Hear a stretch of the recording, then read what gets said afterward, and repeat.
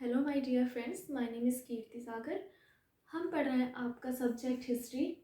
हम जानते हैं कि किसी भी चीज़ का जो बेस होता है वो एनसीईआरटी होता है। चाहे आप किसी भी स्टेट पीसीएस या यूपीएससी या किसी की भी तैयारी कर रहे होंगे तो आपको हिस्ट्री पढ़ना पड़ता है।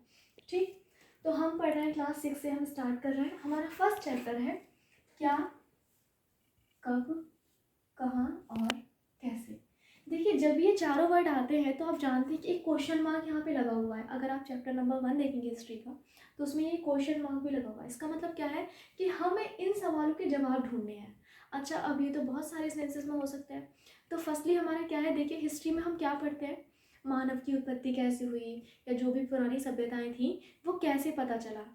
आप जब छोटे होंगे तो आपने सुना होगा कि 2500 साल पुरानी जो है कोई मूर्ति मिली है, या अभी बहुत ज़्यादा चर्चाओं में रही अन्नपूर्णा माँ की मूर्ति, वो इतने साल पुरानी है। हमें कैसे पता कि वो कितने साल पुरानी है? तो उनकी एज जानने के लिए और मानव सभ्यता का इतिहास जानने के लिए भी कि जो मानव की उत्पत्ति है वो कहाँ से हुई, हमें हिस्ट्री पढ़ना पड़ता है। ठीक, तो फर्स्टली देखिए, अब हम आते हैं कि आपने एक वर्ड सुना होगा,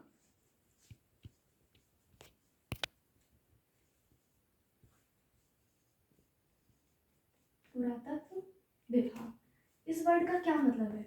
देखिए, विभाग का मतलब तो होता है डिपार्टमेंट, जैसे कि आप सब लोग जानते हैं। पुरातत्व का क्या मतलब होता है? पुरानी वस्तुएं। अच्छा, जब हम पुरातत्व चीज़ों की बात करते हैं या वस्तुओं की बात करते हैं तो उसमें ना सिर्फ वस्तुएं बल्कि मानव के कंकाल, हड्डी, राख, जो भी चीज़ मिली होती है वो हम उसमें काउंट कर लेते हैं। तो देखिए, इसका क्या काम है कि ये कुछ जो जगह होती हैं, कुछ टीले वगैरह रहते हैं, वहाँ पे खोद के देखता है। ऐसा ही नहीं कि वो कहीं भी खोद कर देखना स्टार्ट कर देगा। जहाँ पे उसे थोड़ा वो रडार वगैरह से पता लगाते हैं या कुछ खुदाई वगैरह में कुछ चीज़ें मिलती हैं तो ये लोग वहाँ जाते हैं और खुदी हुई चीज़ों को जाते हैं। और कार्बन डेटिंग जो क्या होता है आपका C14, इस विधि से क्या करते हैं आपका, वो उनकी उम्र जानने का पता करते हैं। तो देखिए, फसलें क्या होता है एक चीज़ कि हमें ये कैसे पता चलता है वो कौन कौन सी वस्तुएं हैं। तो देखिए, हमने उन्हें बहुत सारी उसमें बांट रखा है, बहुत सारी कैटेगरीज हैं। तो देखिए, हम यहाँ पे कुछ वस्तुएं लिखते हैं और उनके बारे में हम पढ़ने की कोशिश करते हैं।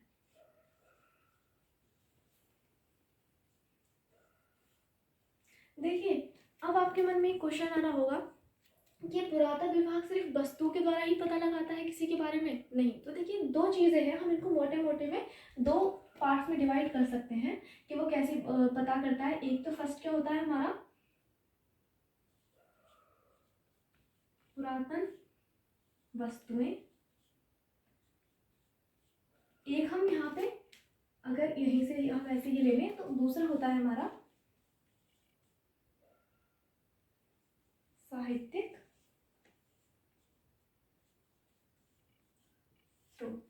ठीक, तो हम बेसिकली क्या करेंगे इस वीडियोस में, इन दोनों को ही मोटा मोटा एक बेसिक आइडिया लेंगे जो आपके एनसीईआरटी का चैप्टर नंबर 1 आपको समझाना चाहता है।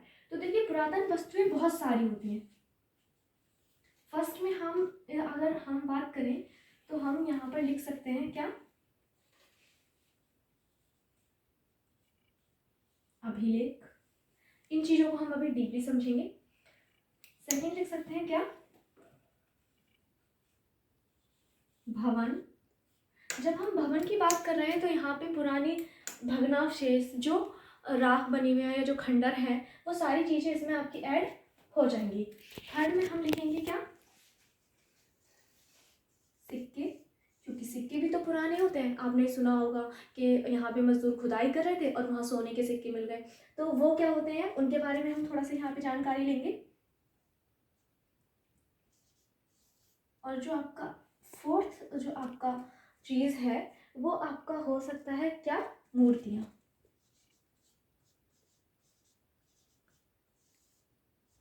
ठीक, तो ये आपके बेसिकली क्या है, चार पार्ट हैं जिसमें पुरातन वस्तुएं मिलती हैं। और हाँ, यहाँ पे हम एक चीज़ और रख सकते हैं, हम यहाँ पे कंकाल, अदर्स, हम यहाँ पे जो है कंकाल, राख, ये जितनी भी चीज़ें मिली हैं हम उनको यहीं पे लिख रहे हैं। ठीक, अब बात आता है, ये तो हो गई आपकी पुरातन वस्तुएं के जो पुरातत्व शास्त्री होते हैं वो इन चीज़ों का अध्ययन करके पता करते हैं कि कोई भी चीज़ कैसी रही हुई अपने टाइम में।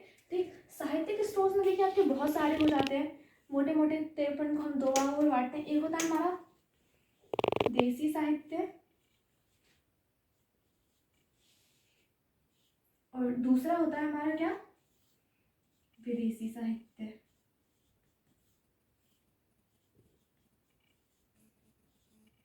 इनको भी हम थोड़ा थोड़ा आज ही देख लेंगे, लेकिन अभी हमारा मेन फोकस क्या है, इन पे है। ठीक, तो आपको पता चल गया है कि जो पुरातत्व जो वस्तुएं होती हैं ये विभाग नहीं है, ठीक, ये विभाग है, लेकिन ये विभाग जो है इन चीज़ों से पता करता है। ठीक, तो पुरातन जो वस्तुएं होती हैं, अभिलेख, भवन, सिक्के, मूर्तियाँ और कंकाल, राख, ऐसी जो भी चीज़ें मिलती हैं। और साहित्यिक सोच में आपका देसी साहित्य और विदेशी साहित्य।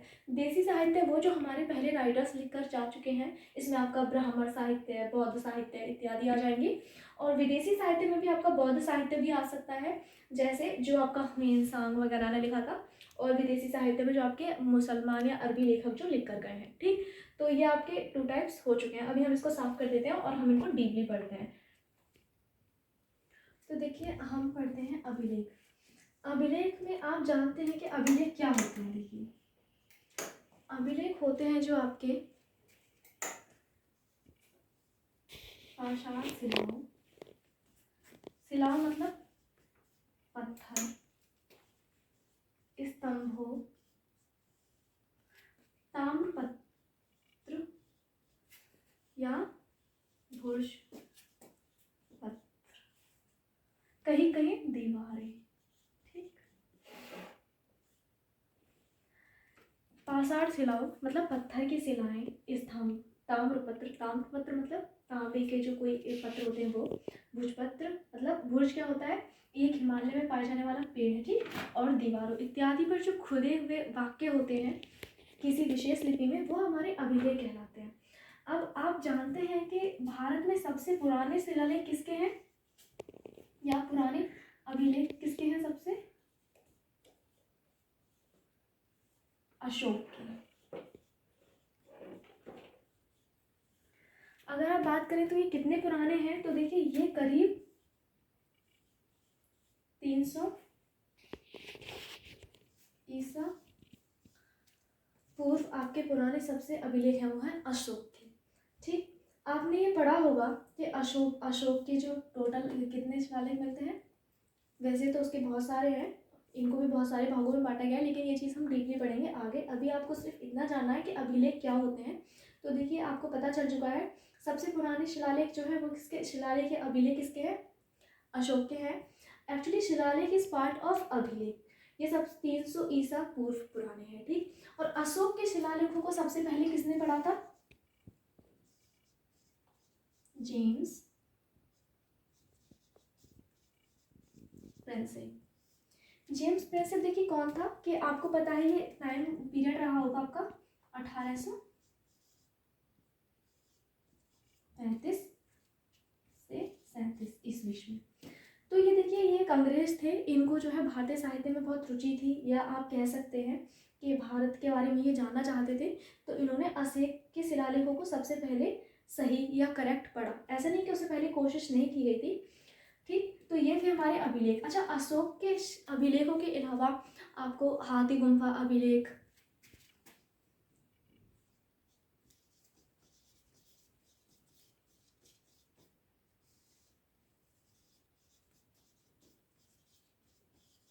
ये खारवेल के शासक ने गढ़वाए थे। जूनागढ़ अभिलेख किसने, रुद्रदामन प्रथम ने, इत्यादि इन अभिलेखों के बारे में भी आप पढ़ पाओगे। तो ये सब क्या है, देखिए आपका सोर्सेस हैं क्या जानने के लिए कि पहले क्या होता था, या पुराना इतिहास जानने के ये सारे सोर्स हैं। फर्स्ट क्या था आपका अभिलेख। अभिलेख आई होप आप समझ गए होंगे। अब हम पढ़ते हैं सेकंड।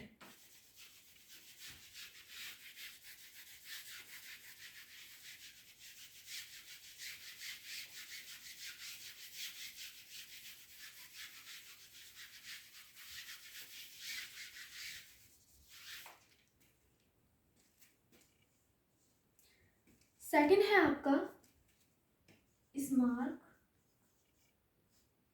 या भवन। आपने सुना होगा कि ये मंदिर जो है, आपने अगर एक बात सुनी होगी कि सोमनाथ मंदिर जो है बहुत बार तोड़वाया गया था फिर बनवाया गया था, या आपने सुना होगा कि नालंदा के खंडर। तो ये सब क्या है, ये स्मारक हैं। कौन से पुराने हैं, आप ताजमहल को भी इसमें ले सकते हो, वो भी तो पुरातत्व जानने का, पुरातन स्मारक है, एक पुरातन चीज़ों को जानने का एक अच्छा आपके पास सोर्स है। ठीक, तो इसमें क्या आते हैं वो मंदिर या वो आपके, तो देखिए आपके जैसे नालंदा के खंडर या नालंदा विश्वविद्यालय। ठीक, इसमें आपके कौन से स्मारक आ जाएंगे और मंदिर, जैसे आपने सुना होगा भीतरगांव के मंदिर,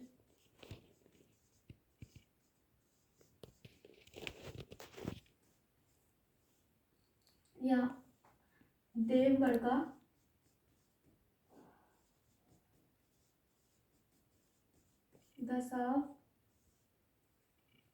दशावतार मंदिर। ठीक, ये आपके आज खंडर अवस्था में है। ठीक, या आप इसमें आप अजंता एलोरा की गुफाएं भी ले सकते हैं।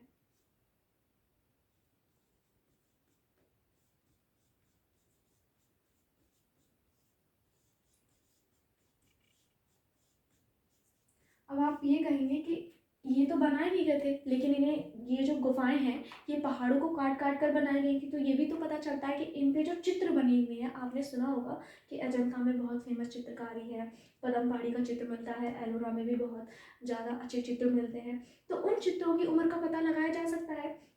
तो एक ये भी क्या हो गया, इसका सोर्स हो गया।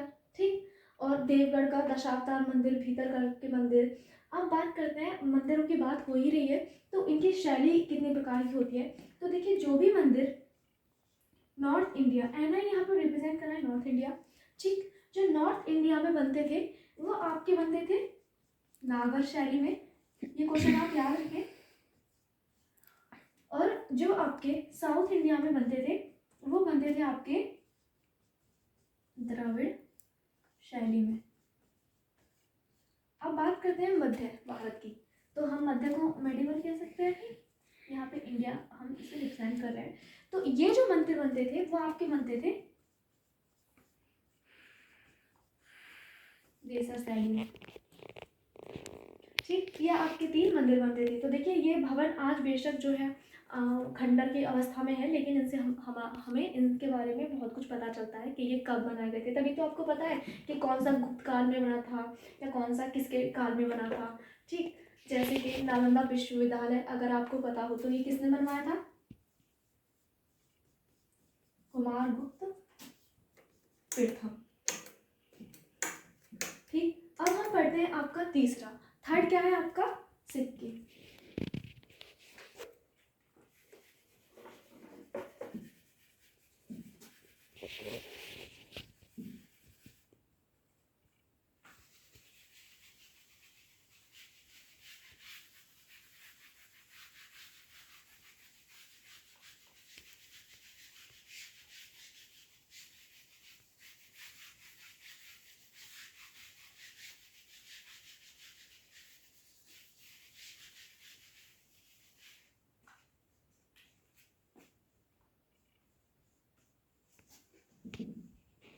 सिक्के या मोहरे, मोहरे को भी हम इसी में ही काउंट कर लेते हैं। आपने सुना होगा कि हड़प्पा की खुदाई में मोहरें मिली और उन पे जो लिखा हुआ है वो आज तक कोई पढ़ नहीं पाया है, या आप कह सकते हो कि सिंधु वासियों की जो लिपि है उसको आज तक किसी ने नहीं पढ़ा है। तो कैसे पता हमें कि सिंधु वासियों की कोई लिपि थी, ये कैसे पता था कि जब खोदा गया हड़प्पा को, या हड़प्पा सभ्यता है जितनी भी उसमें नगर हैं, तो वहाँ से बहुत सारी चीज़ें प्राप्त हुई, उनमें एक मोहरे भी थी। तो तभी हमें पता चला कि आज से जो है 4500 वर्ष पूर्व भी आधुनिक नगर थे। अच्छा, आधुनिक मैं क्यों कह रही हूँ, क्योंकि अगर आपने हड़प्पा के बारे में थोड़ा भी पढ़ा है तो आप जानते हैं कि जो उनकी नगरीय प्रणाली थी वो बहुत उत्तम थी, सड़कें समकोण पे काटती थी और उनका जल निकास प्रणाली भी बहुत अच्छी थी। इवन वो उस टाइम में भी जानते थे, जो हम आज रेन वाटर हार्वेस्टिंग चीख रहे हैं, चिल्ला रहे हैं, बोल रहे हैं सबको कि रेन वाटर को जो है स्टोर करो, यूज़ करो, पानी नहीं है, वो उसका महत्व पहले भी जानते थे। आपको शायद पता हो एक सिटी है जो आपकी हड़प्पा सभ्यता की है, धौलावीरा। इसमें आपका बहुत ही अच्छा रेन वाटर हार्वेस्टिंग का सिस्टम मिला है। सिक्के की बात करें तो आपने अगर थोड़ा आगे आते हैं कब से, हड़प्पा सिविलाइजेशन से, तो ये जो सिक्के थे ये थे आहत सिक्के।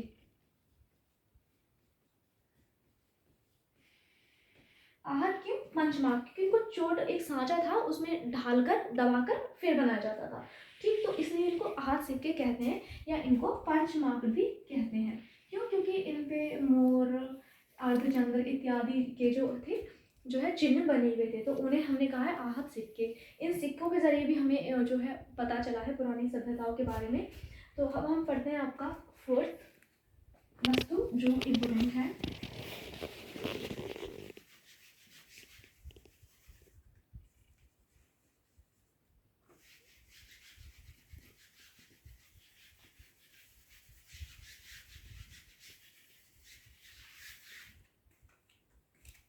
मूर्तियाँ।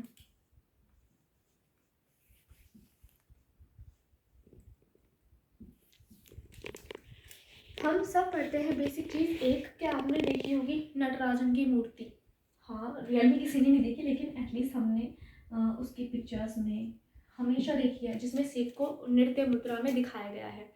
या आप कह सकते हो कि नृत्य करती हुई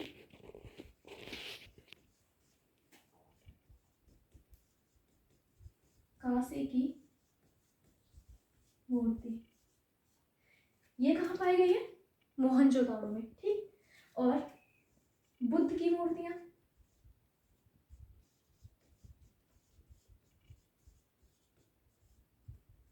बुद्ध का काल 400 जो है आपका क्या है, ईसा पूर्व का था। तो आप जानते हैं कि उस टाइम पे भी मूर्तियां जो है नहीं बनती थी, जब बुद्ध जिंदा थे तो नहीं बनती थी, लेकिन हम कह सकते हैं कुषाण काल में प्रथम शताब्दी में लगभग बुद्ध की मूर्तियां बनने लगी थी। और ये क्या थी कि कुषाणों ने ही बनवाई थी। और ये जो बुद्ध की मूर्तियां थी वो दो कलाओं में बनी, कौन सी, या दो शैलियों में, मथुरा शैली और गांधार शैली।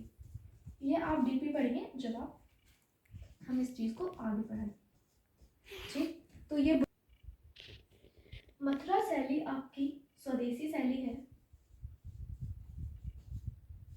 और गांधार शैली पर आपका वैदेशिक प्रभाव है।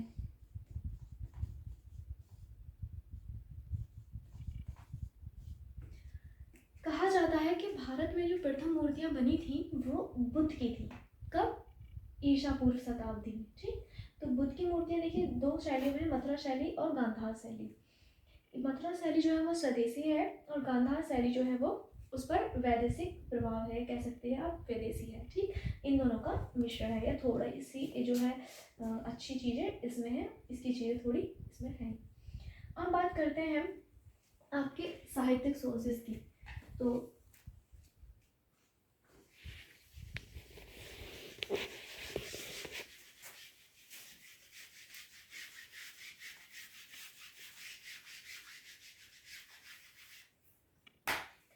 साहित्यिक सोर्स में आपका फर्स्ट आता है पांडुलिपि। वैसे तो हम इसको पुरातन वस्तुओं में भी रख सकते थे, लेकिन क्योंकि जब हम साहित्य की बात कर रहे हैं तो पांडुलिपि भी एक तरह का साहित्य ही है, उस पर भी चीज़ें लिखी जाती हैं। पांडुलिपि क्या होती थी? देखिए ये हैंड रिटन होती थी, मतलब हाथ से लिखी हुई।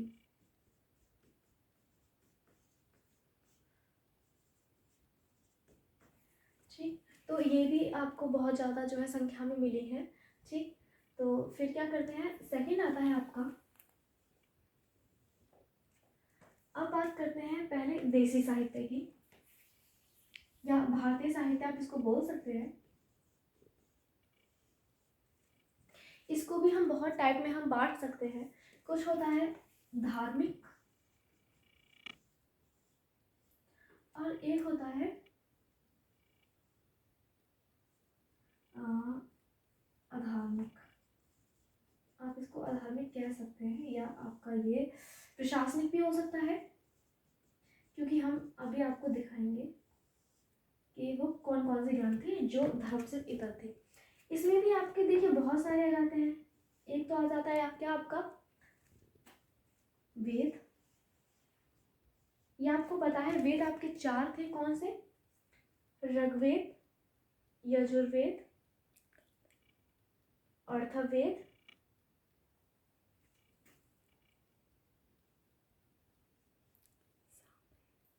और सामवेद।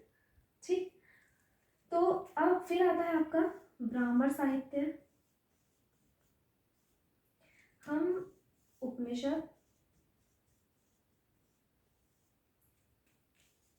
स्मृति जैसे मनुस्मृति, नारद स्मृति इत्यादि।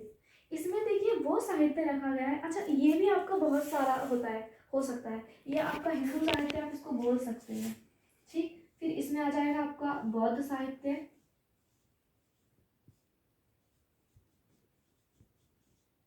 और जैन साहित्य जैसे भगवती सूत्र, कल्प सूत्र। बौद्ध साहित्य में क्या आ जाएगा आपका, जैसे सुत्त पिटक, विनय पिटक इत्यादि। इसमें आपका वो साहित्य आ जाता है जो किसी के प्रेम प्रसंग है या राजाओं की प्रशंसा में जो है लिखा गया है। तो जैसे इसमें आपका आ जाएगा क्या, बाण भट्ट का हर्षचरित्र,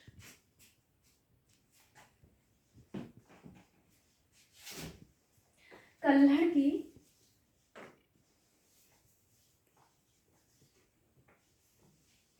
राज तरंगिणी, और इसमें आप और भी साहित्य को रख सकते हैं, जैसे आपका चाणक्य का अर्थशास्त्र, वो भी आपका इसमें आ सकता है। ठीक, वो क्योंकि उसमें प्रशासन के बारे में बताया गया था। तो बेसिकली हम क्या, कब, कहाँ, कैसे, मतलब हमारा क्वेश्चन था जो मेन था कि हमें कैसे पता चला। तो देखिए कहाँ कहाँ क्या हमें पता चल चुका है कि इन सारी चीज़ों से हमें ये सारी चीज़ें पता चली थी। तो चैप्टर नंबर आपका फर्स्ट यहीं पे खत्म होता है। अब हम बात करेंगे सेकेंड चैप्टर की। सेकेंड चैप्टर है हमारा आखेट खाद्य संग्रह से भोजन उत्पादन तक। इसका क्या मतलब है कि जो हमारा मनुष्य था वो पहले क्या करता था, आखेट करता था, मतलब जंगली जानवरों का शिकार करता था, उन्हें मारता था और उसे खाकर वो अपना पेट भरता था। खाद्य संग्रह का क्या मतलब है, क्या सिर्फ मांस ही खाता था, नहीं, वो कंदमूल, फल, ऐसी चीज़ें भी खाता था जिनको इकट्ठा करता था। तो उसका मतलब है खाद्य संग्रह। ठीक, उसके बाद क्या है, भोजन उत्पादन तक। पहले का जो मनुष्य था वो सीधे सीधे निकलता था किस पे, पर्यावरण पे, या आखेट खाद्य संग्रह करता था। उसके बाद क्या कि उसने खुद ही भोजन उत्पादन करना सीख लिया। कैसे, तो देखिए फर्स्ट जो आप इसका टॉपिक लेते हैं, आइए थोड़ी चर्चा करते हैं पहले कि जो आरंभिक मानव था वो आखिर इधर उधर क्यों घूमता था। ये क्वेश्चन आया होगा आपको।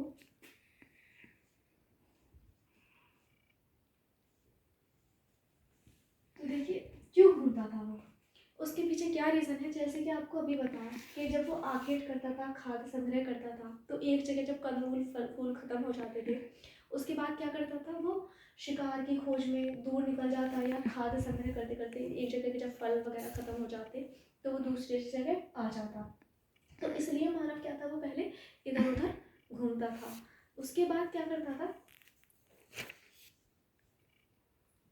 धीरे धीरे जब उसने ये सारी चीज़ें देखी, उसके बाद क्या हुआ कि उसको जो है जानकारी थोड़ी बहुत हुई। किस चीज़ की, अगर आप ये सोचेंगे यहाँ पे तो आपको पता चलेगा कि उसको जानकारी हुई बहुत सारी चीज़ों की। भोजन उत्पादन में उसने कैसे किया होगा, कृषि से किया होगा। लेकिन उससे पहले जानते हैं कि हमें कैसे पता चला है प्रारंभिक मानव के बारे में। तो देखिए वो कैसे पता चला है, जैसे कि हमने पहले चैप्टर में पढ़ा था कि बहुत सारी हमें पुरातन वस्तुएं मिली हैं। मेनली कह सकते हैं कि वो आखिर तक कैसे था, इसका हमें कैसे पता चला। तो देखिए आपको पता होगा कि बहुत सारे पत्थर के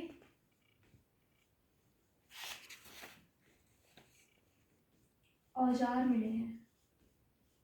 जो आपके पुरातन शास्त्री हैं उन्हें बहुत सारे पत्थरों के औजार मिले हैं। ठीक, कुछ माइक्रोलिथ हैं, कुछ छोटे हैं, कुछ गंडासे हैं, कुछ कुल्हाड़ी हैं, कुछ इस तरह के भाले हैं। ठीक, तो इस तरह के जितने भी पत्थर के औजार मिले हैं, तो जैसे जैसे मानव अपडेट होता गया या उसकी टेक्निक बढ़ती गई, वो अपडेट होता रहा और उसके जो औजार हैं वो भी अपडेट होते रहे।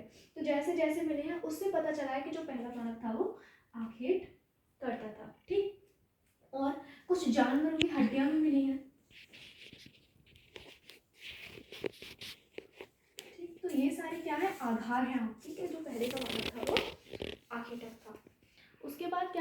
आपका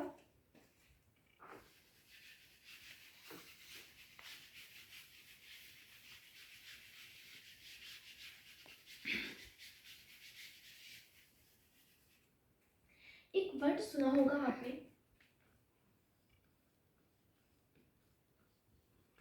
भीमबेटका की गुफाएं।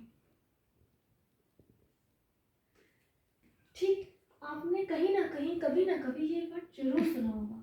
ठीक, तो ये क्या था? आपने सुना होगा कि जो भीमबेटका की गुफाएं हैं उनमें पुरातन चित्र पाए गए हैं। जो उनकी गुफा थी, उनकी जो दीवारें हैं, उन पे जो पुराना आपका मनुष्य था, ठीक, उसने क्या किया कि उस पर चित्र बनाए। तो ठीक, उसमें आंखें तक के चित्र हैं, एक ये प्रमाण हो जाता है आपका। और दूसरा क्या हो जाता है कि इन गुफाओं में वो रहता था। जो पहले का मानव था उसके पास इतनी टेक्नोलॉजी तो थी नहीं कि वो घर बनाता या ये सारी चीज़ें बनाता। पहले तो उसे वस्त्रों की भी नॉलेज नहीं थी। ठीक, तो वो गुफाओं में क्या कहता था, रहता था। अब जब आप बात करते हैं कि क्या वो अकेला रहता था एज ए इंडिविजुअल पर्सन, नहीं, कैसे पॉसिबल होगा? जब वो शिकार कर रहा है, आपको पता है वो शिकार कर रहा है, तो शिकार क्या वो अकेले कर लेगा? नहीं ना, वो ग्रुप में करेगा। तो मानव क्या था, वो ग्रुप में रहता था और गुफाओं में रहता था। जहाँ से गुफाओं से क्या होता था, एक तो उसे मौसम की मार से भी बच जाता था, कुछ जंगली जानवरों से भी वो बच जाता था। तो इसलिए उसने अपने रहने की जगह निर्धारित की। उसके बाद देखिए क्या हुआ। अच्छा, भीमबेटका की गुफाएं कहाँ पे है? ये एमपी में है। थोड़ा सा हम थोड़ा फैक्ट भी याद करते चले तो बेटर है। कहाँ पे? भोपाल के पास।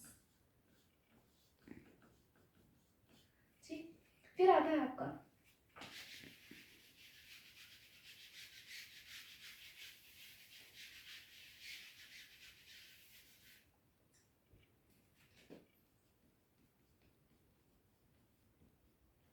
आग की खोज।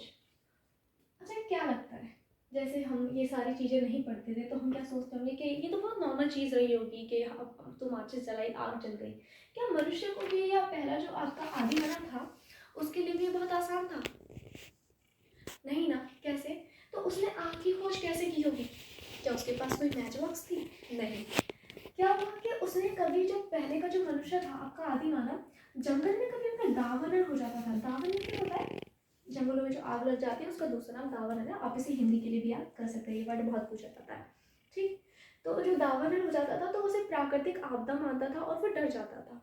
लेकिन कहीं क्या देखा होगा उसने कि उसने पत्थरों को कभी वो रगड़ रहा होगा अपने औजार बनाने के लिए, और दो पत्थर आपस में टकराने से चिंगारी निकली होगी और उसके पास कोई सूखे पत्ते पड़े होंगे, उनमें आग लग गई होगी। उसकी वजह से क्या हुआ कि आग की आविष्कार हो गया। अच्छा, ये एक बहुत ही अच्छी टेक्निक थी मनुष्य के लिए। आग से उसे बहुत सारी चीज़ों की सुविधा मिल गई। जैसे अब वो जंगली जानवरों को आग से भगा सकता था, को आग से डरा सकता था। जब कभी जंगलों में आग लग जाती होगी तो कुछ जंगली जानवर क्या होते होंगे, उनमें जल जाते होंगे, ठीक, या भुन जाते होंगे। तो जब वो मनुष्य उनको खाता होगा तो वो उसे ज़्यादा टेस्टी लगता होगा। तो अब वो जो कच्चा मांस खाता था उसके आधार पे अब वो पका मांस खा सकता था जो अधिक टेस्टी था। तीसरी चीज़ क्या हुई, जो वेदर था, ठीक, कोल्ड वेदर, उससे अब वो आग की हेल्प से क्या बच सकता था। कोल्ड वेदर से वो बच सकता था। ठीक, अपने शरीर को गर्म रख सकता था, अपनी गुफा को गर्म रख सकता था। तो आग की खोज और पहिए की खोज थी मानव सभ्यता के लिए एक मील का पत्थर साबित हुई।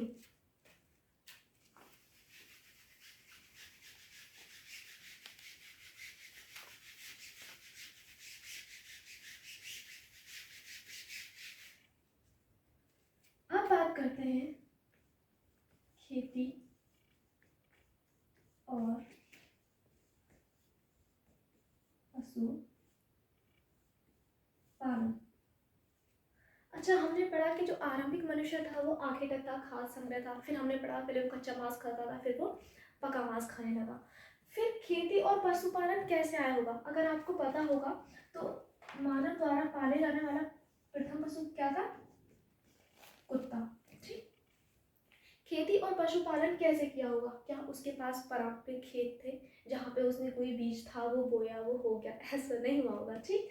क्या उसने देखा होगा कि अगर वो कोई फल खाता था, जैसे कोई फल है, ये उसके बीज हैं, अभी क्या उसने काटा और खाया, कुछ बीज क्या हुआ कि यहाँ पर गिर गए।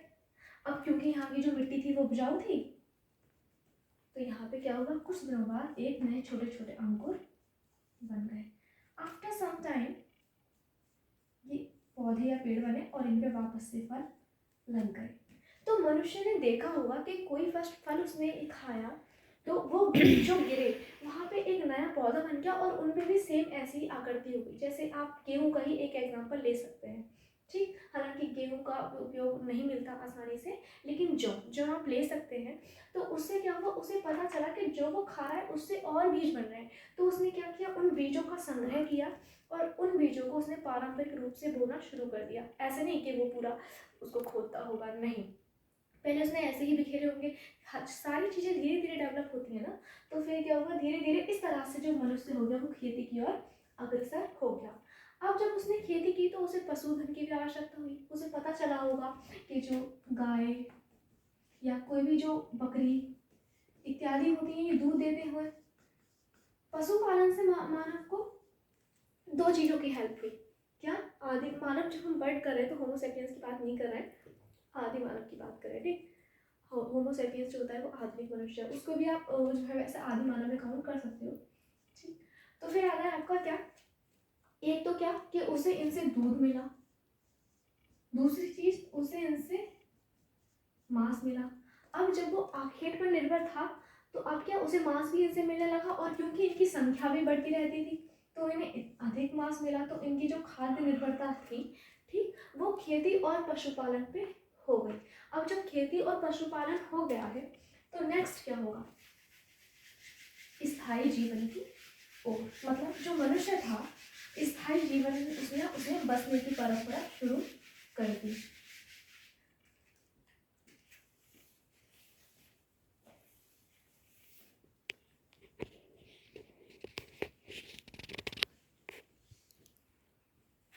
जब मनुष्य ने देखा कि जब वो खेती करने लगा तो क्या, जो उसने बीज बोया वो कुछ ऐसा तो नहीं है ना कि आज हमने एक दिन बीज बोया और दूसरे दिन वो पेड़ बन गया और तीसरे दिन उसने फल दे दिए या आपकी फसल दे दी, नहीं ना।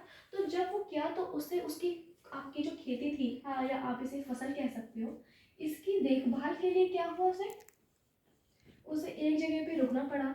और जब वो रुकना पड़ा तो उसे अपने जीवन की ओर भी ध्यान देना पड़ा। वो स्थायी निवास करने लगा।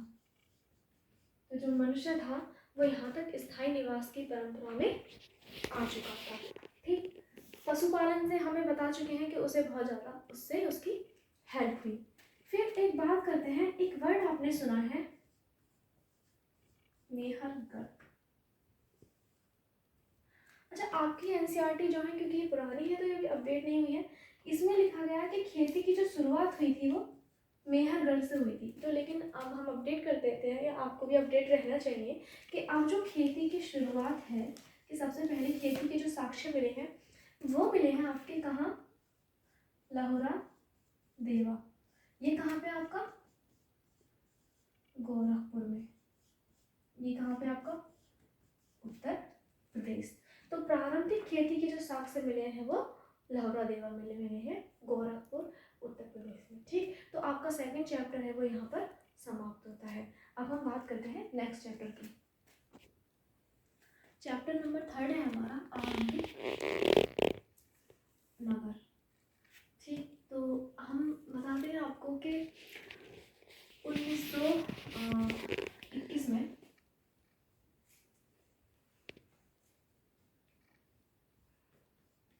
दयाराम साहनी, ये एक पुरातत्व शास्त्री थे, ने हड़प्पा की खोज की।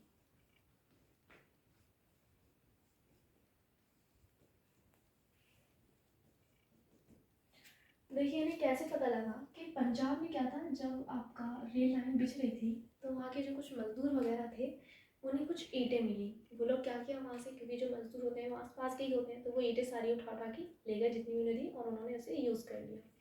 लेकिन बाद में पता चला कि यहाँ पे तो एक पूरा नगर बसा हुआ था।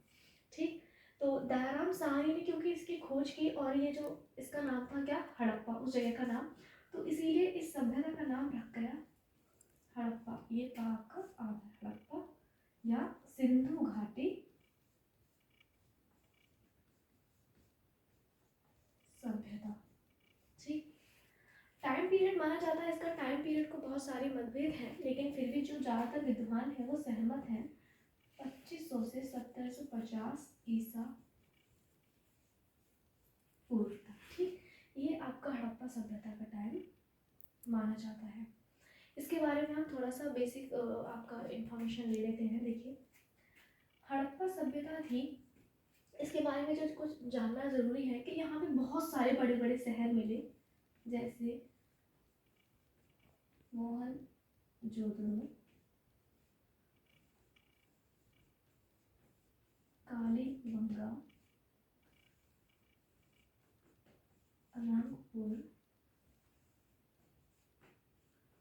लोथल और धौलावीरा। और भी बहुत सारे शहर हैं जैसे राखीगढ़ी, लेकिन बहुत सारे शहर हैं। ठीक, और मेरठ में क्या है आपका, आलमगीरपुर, ये आपका उत्तर प्रदेश में स्थित है, कहाँ पे, मेरठ। अब आप सोचते रहेंगे मेरे, क्योंकि ये जो है इसकी मेन सिटी है, और भी है जैसे सूदकांगेडोर, ठीक, सूरकोटड़ा। ये इम्पोर्टेंट क्यों है सूरकोटड़ा, क्योंकि ये अभी हम आपको बताएं, सूरकोटड़ा। ठीक, ये आपकी कुछ सिटी है। आपको ये जानकर आश्चर्य होगा कि हड़प्पा सभ्यता के अब तक 2800 स्थल खोजे जा चुके हैं। लेकिन क्या ये पॉसिबल है कि जो विद्वान हैं वो 2800 स्थल की खुदाई करें? नहीं ना। तो जो खुदाई हो चुकी है मेन या कुछ पर अभी काम चल रहा है, यहाँ से जो चीज़ें मिली हैं उन्हीं के आधार पर इनके बारे में एक बेसिक आइडिया लगाया गया है कि सिंधु घाटी सभ्यता के बारे में क्या क्या था। आइए देखते हैं। मोहनजोदड़ो की जो खोज की थी आपकी, वो किसने की थी, राखाल दास बनर्जी।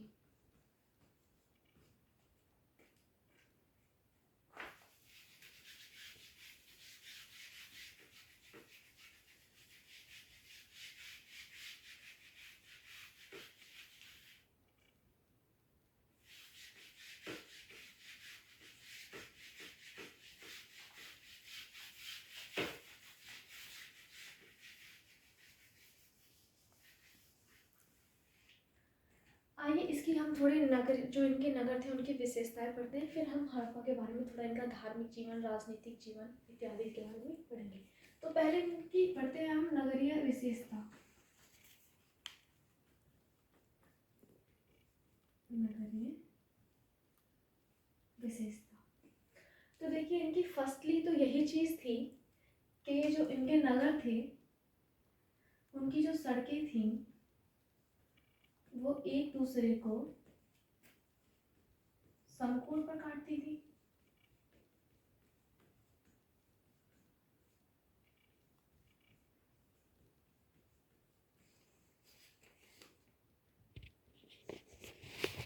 और इनका जो ड्रेनेज सिस्टम था, नाली की उचित व्यवस्था थी, या जल निकास आप इसे कह सकते हो।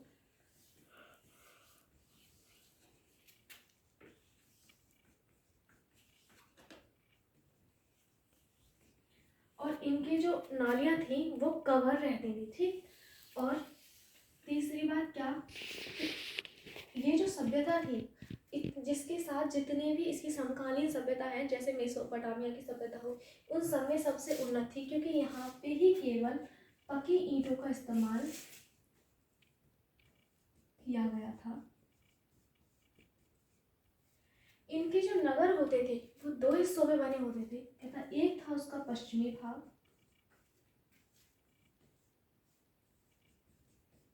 और दूसरा था उसका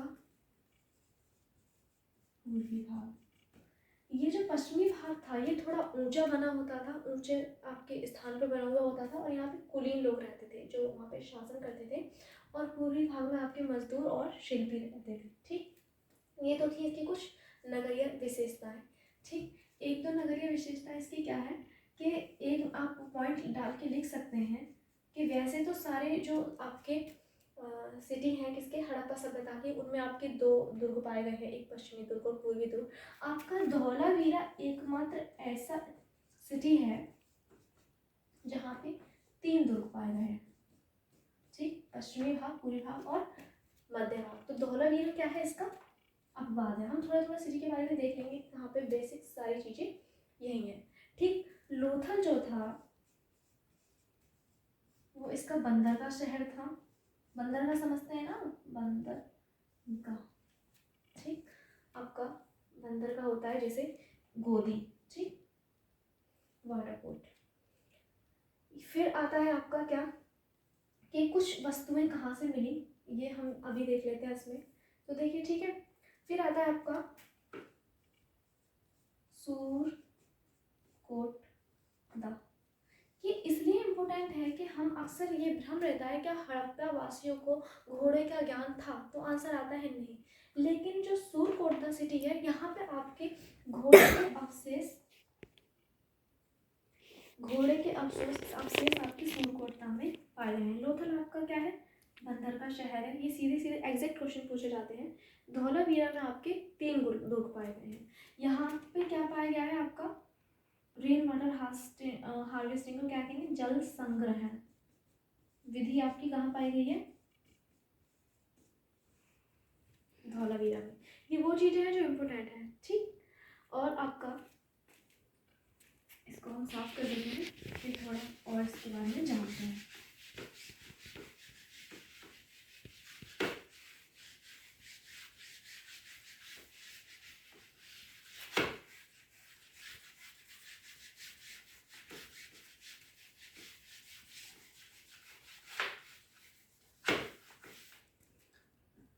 मोहनजोदाड़ो,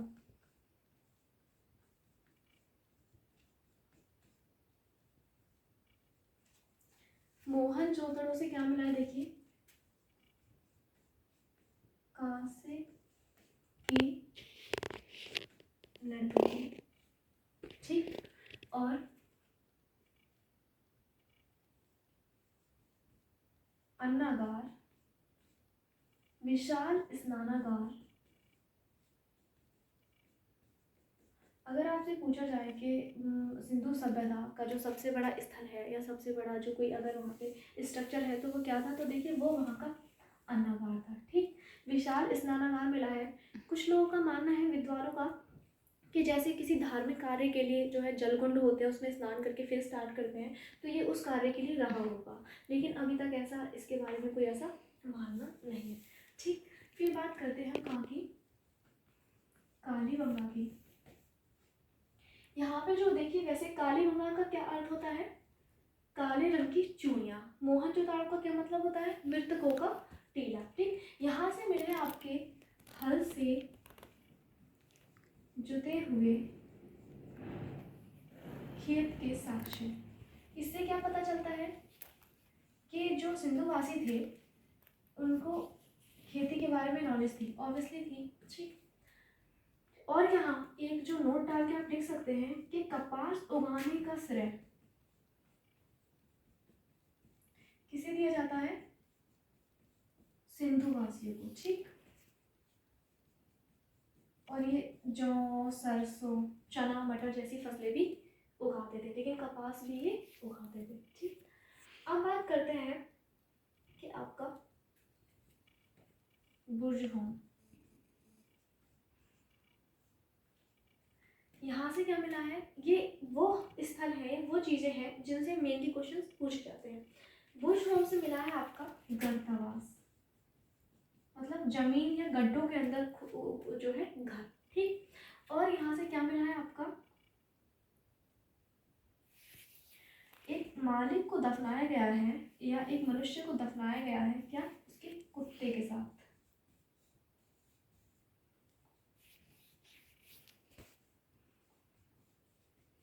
ये भी आपको कहाँ से मिला है? बुर्जमन से। ठीक, अब फिर बात करते हैं हम कि ये जो थे इनका धार्मिक जीवन कैसा था। और हाँ, यहाँ से मोहरे वगैरह भी प्राप्त हुए। ये देखिए, आप पढ़ लीजिएगा, ये बहुत बेसिक चीज़ें हैं कि मोहरे तो ऑलमोस्ट सिंधु सभ्यता के हर स्थल से मिली है। ये वो चीज़ें थी तो सिर्फ वहाँ पर मिली है।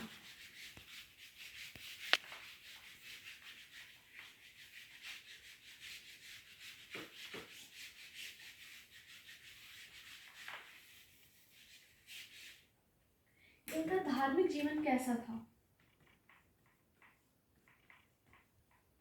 तो देखिए, ये आपकी प्रकृति पूजक थे और मातृ देवी की भी पूजा किया करते थे।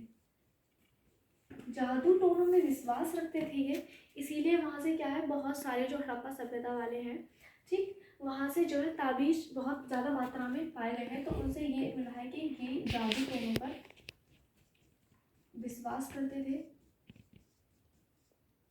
ठीक, और क्या, पशुपतिनाथ की मूर्तियाँ मिली हैं, आप इन्हें शिव से जोड़कर देख सकते हैं। उर्वरता की देवी, आप कह सकते हैं कि एक स्त्री के गर्भ से पौधा निकलते हुए दिखाया गया है। ठीक, जो कहाँ पे मिला है आपका, हड़प्पा में मिला है, तो उसे इन्होंने कहा है उर्वरता की देवी। इनकी धार्मिक मान्यताएं क्या थी कि यहाँ पे देखिए, आंशिक समाधान भी प्रचलित था। ये लोग क्या करते थे, दफनाते थे। एक तो जगह जलाने के भी साक्ष्य मिले हैं, ठीक, लेकिन दफनाना इनका जो है मेन था। ये तो हो गया इनका क्या, धार्मिक जीवन। अब आ जाते हैं इनके राजनीतिक जीवन पर।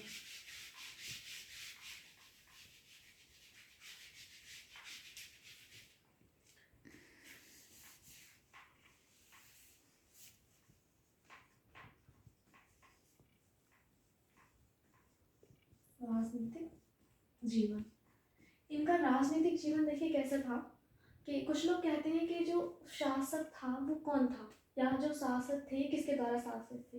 तो देखिए, ये माना जाता है कि ये व्यापारी वर्ग था, क्योंकि ये लोग जो है बहुत सारे यहाँ पे मनके बनाने के कारखाने मिले हैं। कहाँ से, मनके के कारखाने कहाँ से मिले हैं, चनूदुरों से। ठीक, तो इनसे ये माना जाता है कि ये बहुत ही ज़्यादा स्वर्णिम का इन्हें ज्ञान था। ठीक, इसे कांस्य युगीन सभ्यता भी क्या कहते हैं, क्या कहते हैं, कांस्य युगीन सभ्यता। ठीक, क्यों कहा जाता है, क्योंकि इन्हें लोहे का ज्ञान नहीं था। कांस्य युगीन सभ्यता नहीं कहते क्योंकि बहुत सारे कांसे की मूर्ति मिली है, कांसे के बहुत ज़्यादा औजार बर्तन जो भी मिले हैं वो कांसे के मिले हैं। अच्छा, ये व्यापारी वर्ग द्वारा शासित थे क्योंकि यहाँ पे व्यापार की बहुत ज़्यादा बातें होती थी, या जो मोहरें मिली हैं वो दर्शाती हैं क्या, इनके व्यापार को। ठीक, राजनीतिक जीवन और सामाजिक आर्थिक भी हम इसको यहीं पे कर देते हैं, क्योंकि अलग अलग करना थोड़ा डिफिकल्ट हो जाता है। मोहरे मिली तो ये दर्शाती है कि ये इनका आर्थिक जीवन उन्नत था। अब बात करते हैं, मोहरे वस्तु विनिमय में यूज़ होती थी या चीज़ें खरीदते थे मोहरों से, तो इन पे एक लिपि लिखी रहती थी। ठीक, और जो नॉर्मली जो यूज़ करते थे सामान, जैसे हम आज बाजार में जाते हैं, कुछ पैसे देते हैं, बदले में हमें सामान देते हैं, ये करते थे वस्तु विनिमय प्रणाली का योग, मतलब एक वस्तु के बदले में दूसरी वस्तु देना, एक्सचेंज, वस्तु विनिमय प्रणाली का ये लोग यूज़ करते थे। ठीक, कहा जाता है कि ये जो थे वो मात्र सत्तात्मक थे, लेकिन इसके भी पूरे प्रमाण नहीं मिले हैं, तो हम इसे मान सकते हैं कि मात्र सत्तात्मक हो सकता है, क्योंकि हम इनकी जो लिपि है वो अभी तक पढ़ी नहीं जा सकती है। इनकी जो लिपि है वो कहाँ से, ये दाएं से बाएं लिखी गई है। आप सोच के देखिए, आज से 4500 वर्ष पूर्व भी इनकी एक लिपि थी, मतलब इन्हें लिखने का भी ज्ञान था, तो ये आप सभ्य इन्हें कह सकते हो। कोई भी सभ्यता या कोई भी मनुष्य तब सभ्य होता है जब उसे पढ़ना और लिखना दोनों आता हो। इनको लिखना भी आता था। ठीक, इनकी क्योंकि खुद की एक लिपि थी, तो ये बहुत ही इनका सभ्य था जीवन, और बहुत ही उन्नत किस्म का जीवन ये जीते थे। ठीक, तो राजनीतिक जीवन इसमें आ चुका है आपका, इसका जो था वो था व्यापारी वर्ग इत्यादि था। धार्मिक जीवन हम डिस्कस कर चुके हैं, आर्थिक जीवन भी हमने आपको इसमें ही थोड़ा सा पढ़ा दिया है। अब बात करते हैं कि इसका अंत कैसे हुआ। देखिए ये बहुत डीप थिंकिंग पर बेस्ड नहीं है, क्योंकि हम एक बेसिक आइडिया ले रहे हैं। क्लास 6 एनसीईआरटी से आपको इतना ही आइडिया जो है दिया जाएगा, इससे ज़्यादा आपको हम अभी नहीं बता सकते या आगे की वीडियोस में बताया जाएगा। जैसे जैसे चीज़ें ओपन होती हैं ना, ठीक, हमने पढ़ा है ना, ज्ञात से अज्ञात की ओर, आपको ज्ञात है, आप अज्ञात क्या है क्या नहीं पता है, वो आगे की वीडियोज़ में पता चलेगा। इस सभ्यता का देखिए अंत कैसे हुआ। आप जानते हैं कि हम इसे सिंधु सभ्यता कहते हैं। अब सिंधु सभ्यता क्यों कहते हैं कि इसके जितने भी शहर हैं, पहले स्टार्टिंग में पाया गया था कि वो जो सिंधु नदी थी, ये जो इस तरह से जाती है, ठीक, ये आपका पाकिस्तान का पार्ट हो गया और ये आपका जम्मू कश्मीर का ये पार्ट हो गया, ठीक। तो ये जो इस तरह से जाती थी, इसके आसपास ही शहर मिल रहे थे, ठीक। तो स्टार्टिंग में इसे कहा गया सिंधु घाटी सभ्यता, लेकिन बाद में पता चला कि कुछ शहर ऐसे भी थे जो सिंधु और इसकी जो ट्रिब्यूटरीज थी, ट्रिब्यूटरीज मतलब जो इसकी नदियाँ थी, जैसे झेलम, चिनाब, सतलज इत्यादि, ये सारी नदियाँ थी, इनके क्षेत्र से भी बाहर थे। जैसे मेरठ का आलमगीरपुर जो यहाँ करीब होगा, ठीक। तो इस वजह से इस सभ्यता को सिंधु घाटी सभ्यता भी कहा जाता है। अब कहते हैं कि इसका अंत कैसे हुआ। तो देखिए कुछ लोग कहते हैं, कुछ विद्वान की बात करेंगे क्योंकि विद्वानों की बात चल रही है, ठीक। इसका अंत कैसे हुआ, कुछ विद्वान कहते हैं कि इन पर आर्यों का आक्रमण हुआ।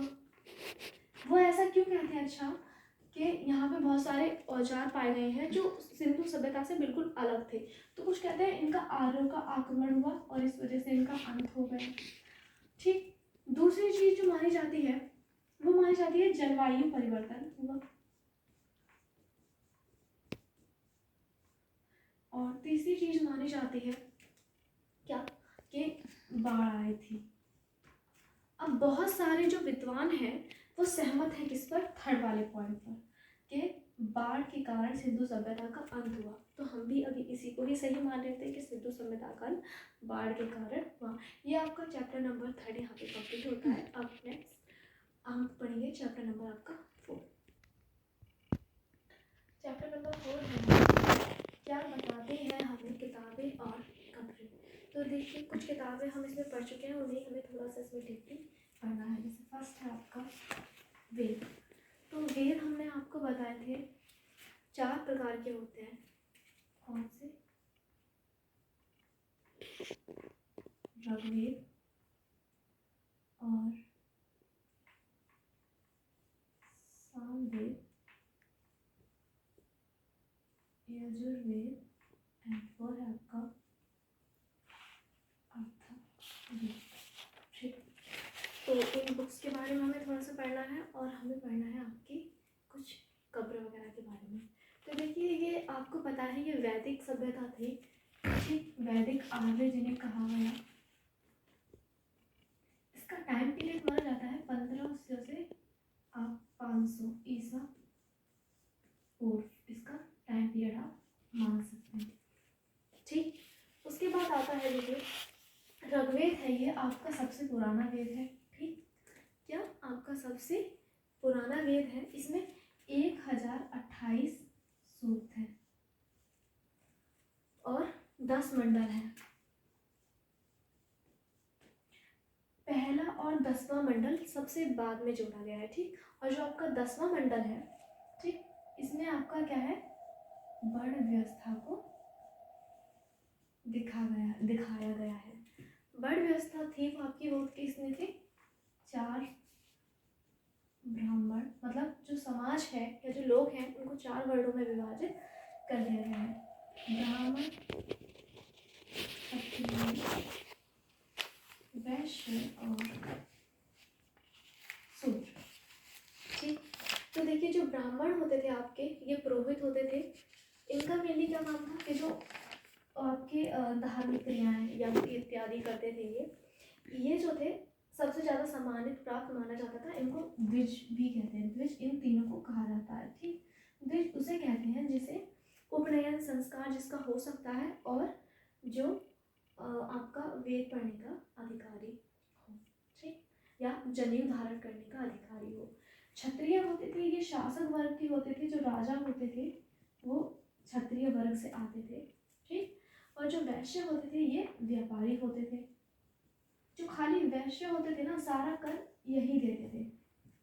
कर जब बात कर रहे थे कि यहाँ पे कर एक बलि है, जब वैदिक काल की बात करते हैं तो कर एक क्या है, बलि, स्वेच्छा से दिए जाने वाली, ठीक, खुश हो गए उसके बदले में जो राजा है आपकी सहायता करे और राजा आपकी रक्षा करे। राजा जो उस टाइम पे होता था ये आज के राजाओं जैसा नहीं है। ये क्या होता था, कबीले द्वारा चुना जाता था, इसकी कोई सेना नहीं होती थी, कोई नियमित कर प्रणाली नहीं थी उस टाइम, ठीक। फिर आता है आपका, तो ये हम अभी वैदिक काल की ही बात कर रहे हैं, पहले हम वैदिक काल के बारे में थोड़ा सुना करते हैं, फिर इनके बारे में थोड़ा देख लेंगे, ठीक। नियमित उसकी कोई कर प्रणाली नहीं थी। अच्छा, गाय को बहुत महत्वपूर्ण मानते थे ये लोग, जो उस टाइम धन माना जाता था गाय, इसीलिए इसे कहा जाता था गोधन, ठीक। गाय को ये अघन्या भी कहते हैं। अघन्या जो वर्ड यूज हुआ है वो गाय के लिए हुआ। अघन्या मतलब जो मारे जाने योग्य ना हो। जो पुत्री के लिए जो वर्ड आया है दुहिता, दुहिता का अर्थ होता है गाय को दुहने वाली, ठीक। तो आप इससे अंदाजा लगा सकते हैं कि पुत्री को भी दुहिता कहा गया है, तो गाय के लिए कितनी इंपॉर्टेंट थी। और जो ये युद्ध लड़ते थे वो गाय के लिए ही होते थे, ठीक। जो युद्ध होते थे सारे वो किसके लिए होते थे, गाय के लिए होते थे, ठीक। तो हम बात करते हैं ऋग्वेद की 1028 सूक्त थे, इसमें 10 मंडल थे। पहला और दूसरा जो लास्ट में मंडल था 10वां, वो सबसे बाद में जोड़ा गया। वर्ण व्यवस्था 10 मंडल में थी। एक चीज और, उस टाइम जो वर्ण व्यवस्था थी ये जन्म पर आधारित थी, ठीक। किस पे, जन्म पर आधारित थी। सामवेद जो है, इसमें जो 7 सुर हैं आपके वो सामवेद से निकले हैं, ठीक। इसे संगीतों का कह सकते हैं कि संगीत की उत्पत्ति यहाँ से हुई है। यजुर्वेद जो है इसमें यज्ञ का जो माप इत्यादि हैं, ठीक, वो आपके यजुर्वेद में दे रखा है। अर्थवेद जो है आपका मेनली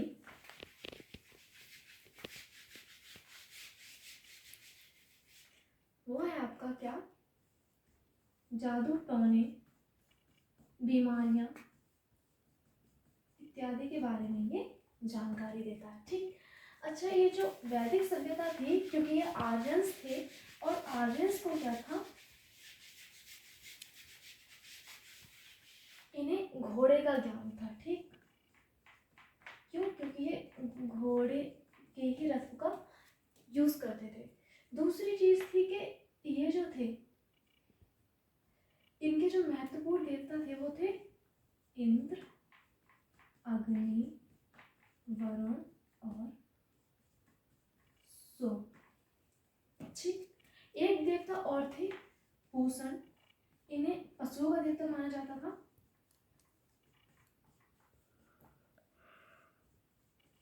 और ये किसके देवता थे, शूद्रों के। कुछ देवियां भी थी जैसे पूषा, अदिति, ये कौन थी, देवियां, ठीक। ये पितृसत्तात्मक था, ठीक। और जो दूसरी बात है इनके बारे में कि ये इनके जो था हथियारों का बहुत ज़्यादा यूज करते थे।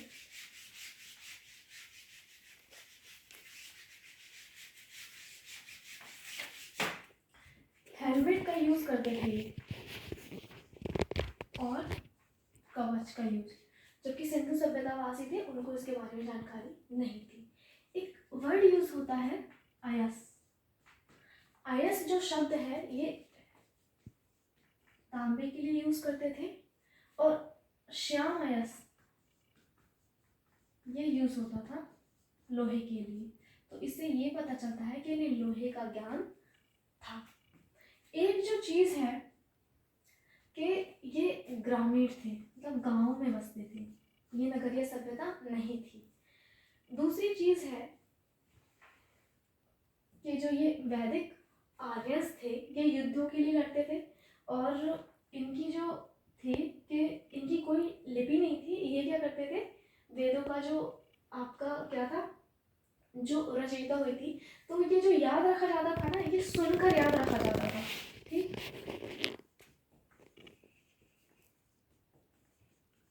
सुनकर याद रखा जाता था। तो ये तो था हमारी किसकी, वैदिक संस्कृति के बारे में। ठीक, अब हम बात करते हैं उत्तर वैदिक संस्कृति। एक चीज और कि जो वर्ण व्यवस्था थी वो यहाँ पर इतनी ज्यादा कठोर नहीं थी। ठीक, स्त्रियां थी, इन्हीं सभा और विदा था, ये दो इनकी सभाएं थी, और भी थी समिति भी होती थी। ठीक, और एक और होती थी सभा और विधाता। ये इम्पोर्टेंट इसलिए है क्योंकि स्त्रियां इनमें भाग ले सकती थी। तो स्त्रियों की जो आप कह सकते हैं कि जो समाज में स्थान था वो अच्छा था, इतना ज़्यादा बुरा नहीं था। अब हम बात करते हैं उत्तर वैदिक काल की।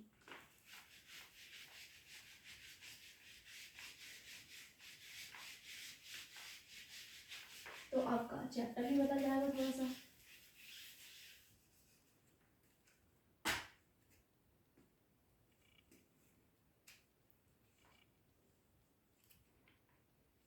जो आपका जो चैप्टर है वो है राज्य, राजा और प्राचीन गणराज्य।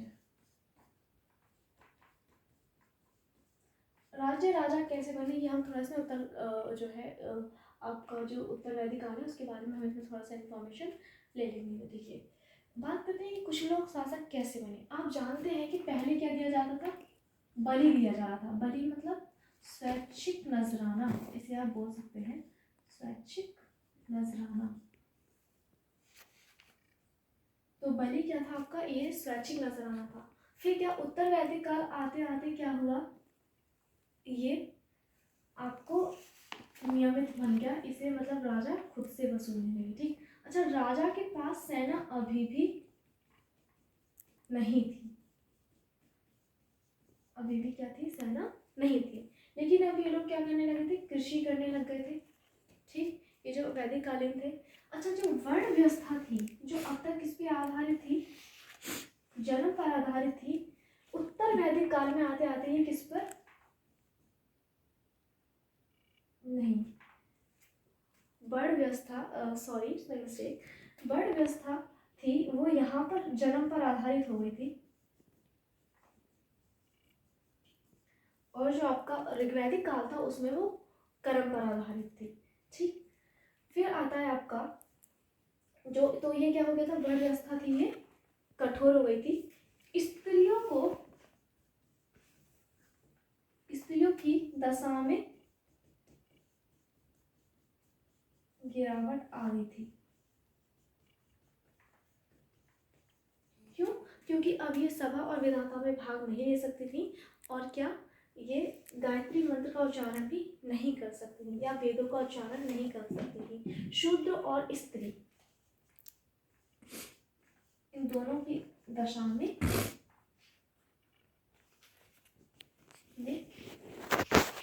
गिरावट आ गई थी। इस टाइम में भी लेकिन कुछ विदुषी महिलाएं थीं, जैसे गार्गी, आपने सुना होगा, इन्होंने ऋषि याज्ञवल्क्य के साथ क्या वाद विवाद किया था, अपाला इत्यादि। फिर बात करते हैं 16 महाजनपद की। यहाँ पे हम डीप नहीं पढ़ेंगे, यहाँ पे हम एक बेसिक इंफॉर्मेशन लेंगे कि महाजनपद क्या थे और वो कैसे हुए। जैसे कि हमने एक वर्ड पढ़ा था, जन, जन का मतलब था लोग। ठीक, अब ये जन क्या हो गया था, जनपद हो गया था, और जनपद का मतलब था जन के रहने की जगह। ठीक, फिर ये बन गए महाजनपद, मतलब ये आकार इनका बड़ा हो गया तो ये महाजनपद कहलाने लगे। ये 16 थे। इनका जो उल्लेख है वो आपका अंगुत्तर निकाय, बौद्ध ग्रंथ है ये, और जैन धर्म का जो ग्रंथ है क्या, भगवती सूत्र। इसमें 16 महाजनपदों का उल्लेख मिलता है। ठीक, ये भी हम पढ़ेंगे डीपली, लेकिन जैसे ही आपकी नेक्स्ट क्लास में आएंगे। अभी हम पढ़ेंगे फर्स्ट मगध के बारे में थोड़ा सा। ठीक, मगध देखिए क्या था, ये सबसे महत्वपूर्ण जनपद था, सबसे महत्वपूर्ण या सबसे शक्तिशाली था। इसने कौशल, काशी, वज्जी इत्यादि को अपने अधिकार क्षेत्र में ले लिया था। ठीक, दूसरी बात करते हैं कि मगध इतना शक्तिशाली कैसे हुआ। देखिए, एक तो क्या था, जो बलि था वो अब कर बन गया था। ठीक, कर जो नियमित रूप से गया था 1/6, इसको कहा जाता था भाग, मतलब फसल 6 अगर आपकी फसल है तो आपको उसमें से 1 आपको कर देना पड़ेगा। ठीक, उसके बाद आता है कि मगध इतना शक्तिशाली कैसे हुआ। दूसरी चीज, ये आज का बिहार का पार्ट आप इसे कह सकते हो। ठीक, तो यहाँ पे क्या था, एक तो गंगा की उपजाऊ मिट्टी, गंगा यमुना का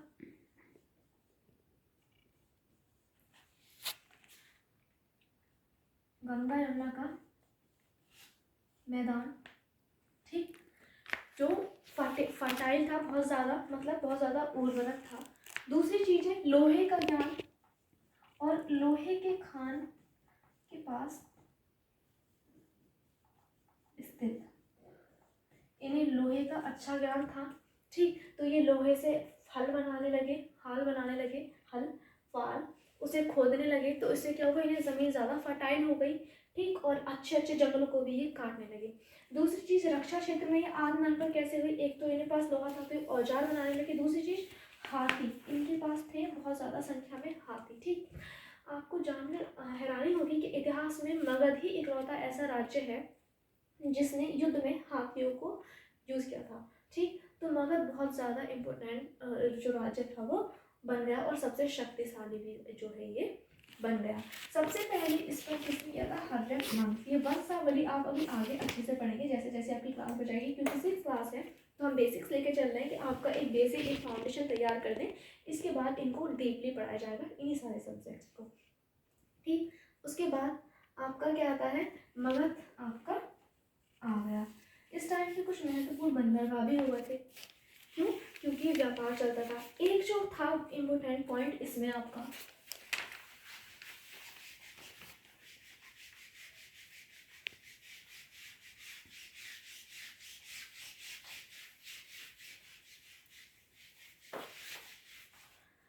देखिए मगध, काशी, कौशल, वज्जी। ठीक, आपका तो ये मत्स्य, ये सारे क्या थे आपके 16 महाजनपद थे। मतलब बहुत सारे थे, अभी मैंने कुछ ही बोले, लेकिन हम इन्हें डीपली पढ़ेंगे आगे, तो अभी सिर्फ आप इतना समझ लीजिए, क्योंकि मगध के बारे में हमें थोड़ा सा जो है पढ़ना है। ठीक, जो दूसरी चीज़ थी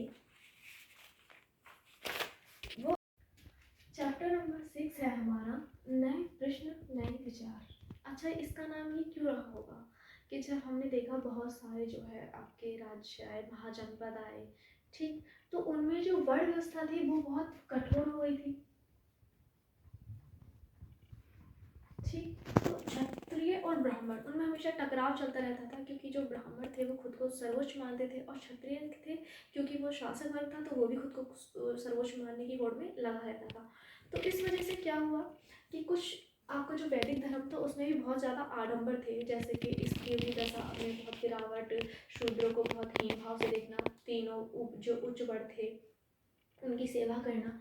तो एक क्या हुआ, नए धर्मों का जो है जन्म हुआ, जिसमें एक था आपका बौद्ध धर्म। देखिए, बौद्ध धर्म की जो स्थापना थी वो किसने की थी, बुद्ध ने की थी।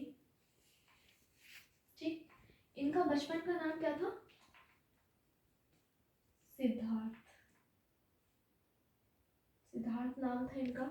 और इनका जो जन्म हुआ था वह हुआ था 563 ईसा पूर्व। देखिए, इनके जन्म के बारे में मतभेद है, तो 563 ईसा पूर्व ही इनका जन्म माना जाता है। ठीक, कहाँ, नेपाल के लुम्बिनी में। ठीक, इनका मानना था कि, देखिए हम बौद्ध धर्म को डीपली आगे पढ़ेंगे, लेकिन अभी हम सिर्फ एक फाउंडेशन बना रहे हैं। इनका मानना था कि सारे दुखों का जो कारण है वो क्या है, इच्छा या तृष्णा। ठीक, तो बुद्ध ने क्या कहा था, इच्छा और तृष्णा को सारे दुखों का कारण बताया था। उसके लिए इन्होंने कहा था मध्य मार्ग अपनाने की सलाह दी थी। मध्य मार्ग अपनाने पर जो है जोर दिया था। ठीक, अच्छा, अब बौद्ध धर्म जो है उस टाइम पर एशिया में बहुत ज़्यादा फला फूला। ठीक, उसके क्या कारण थे कि एक तो इन्होंने जो आपका क्षत्रिय वर्ग था, क्योंकि ये भी जो है क्षत्रिय थे, ठीक, शाक्य क्षत्रिय। ठीक, इनके पापा का नाम क्या था, या इनके जो फादर थे उनका नाम था शुद्धोधन, और मम्मी का नाम था इनकी महामाया। जो इनकी माँ थी उनका नाम महामाया था। वो इन्हें जन्म देने के कुछ समय बाद ही जो है चली गई थी दुनिया से। तो इसलिए क्या हुआ, इनका जो पालन पोषण है वो इनकी धाय मानी किया, जिन्हें हम कहते हैं प्रजापति गौतमी। ठीक, ये क्षत्रिय वंश के थे, तो क्षत्रियों की दशा में सुधार एक तो, और इन्होंने क्या था, जाति प्रथा को या जो वर्ण व्यवस्था थी उसको बहुत ज्यादा इन्होंने नहीं माना। ठीक, स्त्रियों की दशा में भी सुधार, क्योंकि स्त्रियों को भी संघ में आने दिया था इन्होंने। अच्छा, इन्होंने खुद से ऐसा कहा था नहीं। ठीक, जो इनके प्रिय शिष्य थे आनंद, उनके कहने पर इन्होंने स्त्रियों को संघ में प्रवेश दिया था। उस टाइम इन्होंने एक बहुत अच्छा वाक्य बोला था कि आनंद, अगर यहाँ स्त्रियां इस संघ में प्रवेश नहीं लेती तो ये धर्म 1000 वर्ष तक जिंदा रहता, लेकिन क्योंकि इसमें स्त्रियों को जगह दी गई है तो ये जो हमारा धर्म है ये सिर्फ 500 वर्षों तक जिंदा रहेगा। ठीक, अब बात करते हैं, कुशीनगर में इनकी मृत्यु हो गई थी। ठीक, और इन्हें जो ज्ञान प्राप्त हुआ था वो आप सबको पता होगा, गया में। कहाँ, पीपल के पेड़ के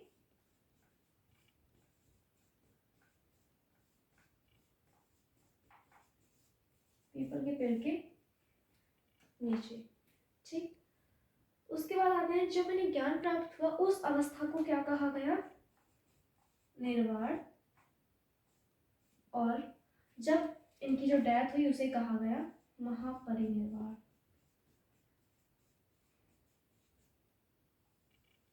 तो ये थे बुद्ध से रिलेटेड कुछ इंपोर्टेंट फैक्ट्स। ठीक, इनके जो उपदेश थे, एक जो बौद्ध धर्म का फेमस होने का एक रीजन ये भी था कि जो इनके उपदेश थे वो थे कौन से, इसमें प्राकृत भाषा में।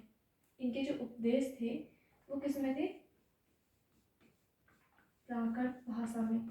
इन्होंने लोगों की आम बोलचाल थी या आम बोली थी उसको अपनाया था, इसलिए ये बहुत ज़्यादा लोकप्रिय हुआ था। जबकि जो ब्राह्मणवाद था या वैष्णववाद था वो क्या था आपका, वो संस्कृत भाषा को ज़्यादा तवज्जो देते थे, और आम लोग की भाषा थी वो प्राकृत भाषा थी।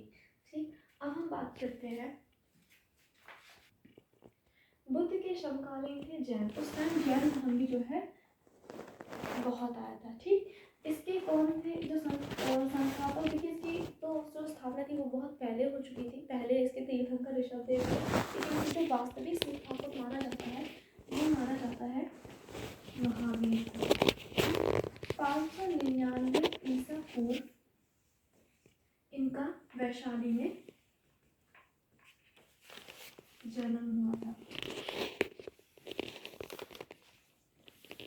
ठीक, ये भी क्या थे, एक गणराज्य था वैशाली। ठीक, वहाँ से क्या था, ये जो महावीर स्वामी थे वो वहाँ पर जन्मे थे। ठीक है, जैन धर्म का क्या था, उसमें 4 आर्य सत्य पहले थे, चोरी ना करो और जो है सादा जीवन जियो, ये सारी चीज़ें। महावीर स्वामी ने 5वां जो जोड़ा वो था ब्रह्मचार्य का पालन। ठीक, जैन धर्म क्या था, ये क्यों इम्पोर्टेंट हुआ था, एक तो ये भी कि इन्होंने भी पाली भाषा को अपनाया गया था।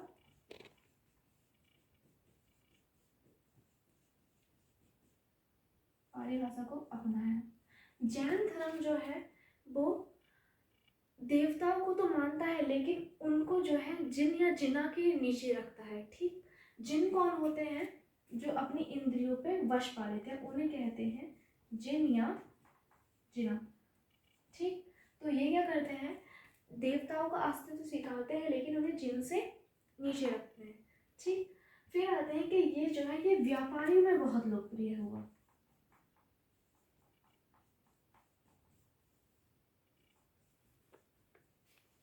किसान इसको क्यों नहीं अपना पाए, क्योंकि इनका था अहिंसा ना करना। इनका जो एक मोटो था या आप कह सकते हो इनका एक व्रत था, अहिंसा ना करना।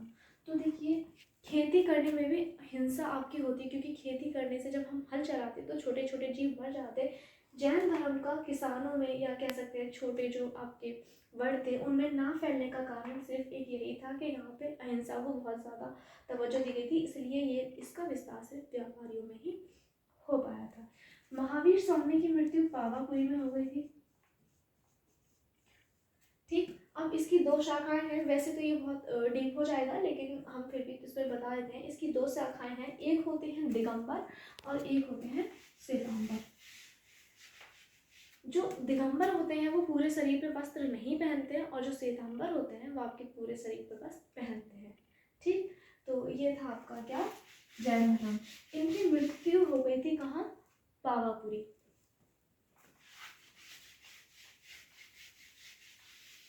इनका मानना था कि अगर आपको निर्वाण प्राप्त करना है, अगर आपको ज्ञान की प्राप्त करनी है, तो ज़रूरी नहीं कि आप सब कुछ छोड़ छाड़ के या जंगलों में जाएंगे आपको तभी ज्ञान की प्राप्ति होगी, आप कैलाश पर्वत पर बैठेंगे तभी आपको ज्ञान की प्राप्ति होगी। इनका मानना था कि अगर आप ज्ञान प्राप्त करने की इच्छा रखते हैं तो आपको वो कहीं भी प्राप्त हो सकता है। इन्हें भी एक महल में ज्ञान की प्राप्ति हुई थी। ठीक, तो इनकी मृत्यु पावापुरी में हुई थी और ये 23वें तीर्थंकर थे। ठीक, और इन्हें वास्तविक संस्थापक भी कहा जाता है। अब हम बात करेंगे नेक्स्ट चैप्टर की। नेक्स्ट चैप्टर है आपका अशोक। देखिए यहाँ पे हम कुछ चीज़ें इम्पोर्टेंट पढ़ रहे हैं जो आपकी बुक के अकॉर्डिंग है। ठीक, एनसीईआरटी बुक में जो आपके टॉपिक्स हैं हम सिर्फ उन्हीं को कवर कर रहे हैं। ये सारी चीज़ें आपको एनसीईआरटी की बुक्स में ही बाद में क्लियरली और डीपली पढ़ाई जाएंगी। ठीक, अशोक, देखिए अशोक द ग्रेट, अगर मैं इसे कहूँ द ग्रेट तो कोई प्रॉब्लम है?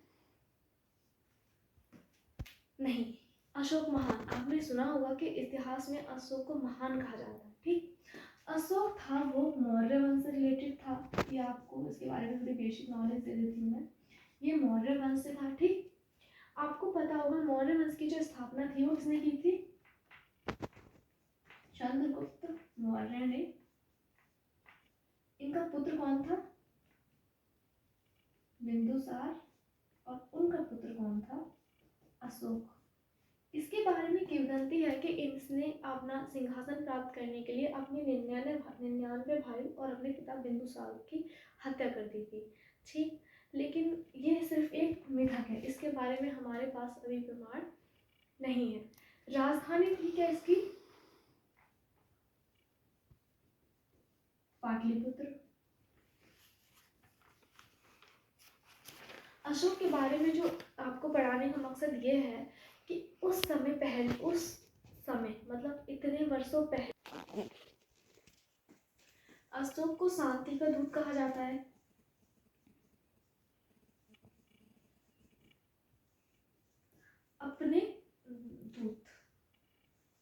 अपने राज्यारोहण के बाद उसने अपनी लाइफ में एक युद्ध किया, वो था कलिंग का युद्ध। कहते हैं इसमें 1 लाख लोग मारे गए और बहुत 1.5 से 2 लाख लोग घायल हो गए और बाकी कुछ क्या हुआ, बहुत ज़्यादा जनधन की हानि हुई।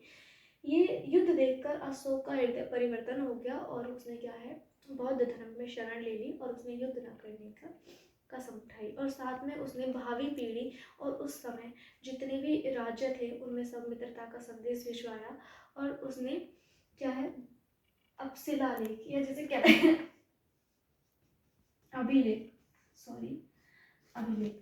अभिलेख के माध्यम से अशोक अपनी प्रजा से सीधे संवाद करने वाला एक राजा हुआ था उस टाइम।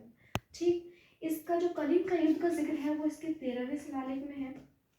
ठीक, ये इम्पोर्टेंटली पूछा जाता है, एग्जैक्टली पूछ लिया जाता है। ठीक, तो अशोक के बारे में क्या था कि उसने बहुत सारे अभिलेख स्तंभलेख बहुत सारे मिलते हैं। इसने जो उपाधि धारण की थी तो सॉरी, वो थी देवनाम पियदस्सी। इसका मतलब है देवों का प्यारा।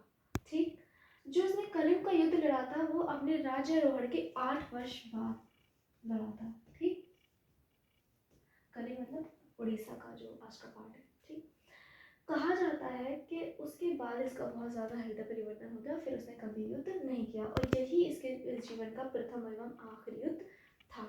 अब इसके देखिए बहुत सारे अभिलेख हैं। जो इसके अभिलेख हैं वो कौन कौन सी, ब्राह्मी, खरोष्टी, अरामाइक इत्यादि लिपियों में मिलते हैं। ठीक, खरोष्टी और अरामाइक जो है अफगानिस्तान और पाकिस्तान के जो अभिलेख है वो इनमें मिलते हैं। ठीक, ब्राह्मी और प्राकृत, ब्राह्मी प्राकृत भाषा होती थी। ठीक, उसके बाद आता है कि जो अशोक है उसके जो 4 अभिलेख है, पूछा जाता है सीधा सीधा क्वेश्चन कि अशोक नाम का उल्लेख कहाँ पे किया गया है। तो देखिए अशोक नाम का उल्लेख उसका किया गया है मस्की, गुज्जर, निटोर और उद्गोलम। इन 4 अभिलेख में उसका जो जिक्र है या उसके नाम का जो जिक्र है वो अशोक के नाम से मिलता है। बाकी सब में उसे देवनाम पियदस्सी के नाम से संबोधित किया गया है। एक और जो है कम्मनहल्ली, इसमें उसकी तस्वीर के साथ देवनाम पियदस्सी का जिक्र है। इसके अभिलेख को हम पहले ही पढ़ चुके हैं कि जेम्स प्रिंसप ने 1837 में पढ़ा था। ठीक, उसके बाद आता है कि जो सारनाथ स्तंभ है जो अशोक ने ही बनवाया है, इसको क्या माना गया है, हमारा राष्ट्रीय चिन्ह माना गया है। ठीक, तो ये था आपका अशोक के बारे में कुछ इम्पोर्टेंट इंफॉर्मेशन। अब हम नेक्स्ट आपका जो है चैप्टर पढ़ेंगे।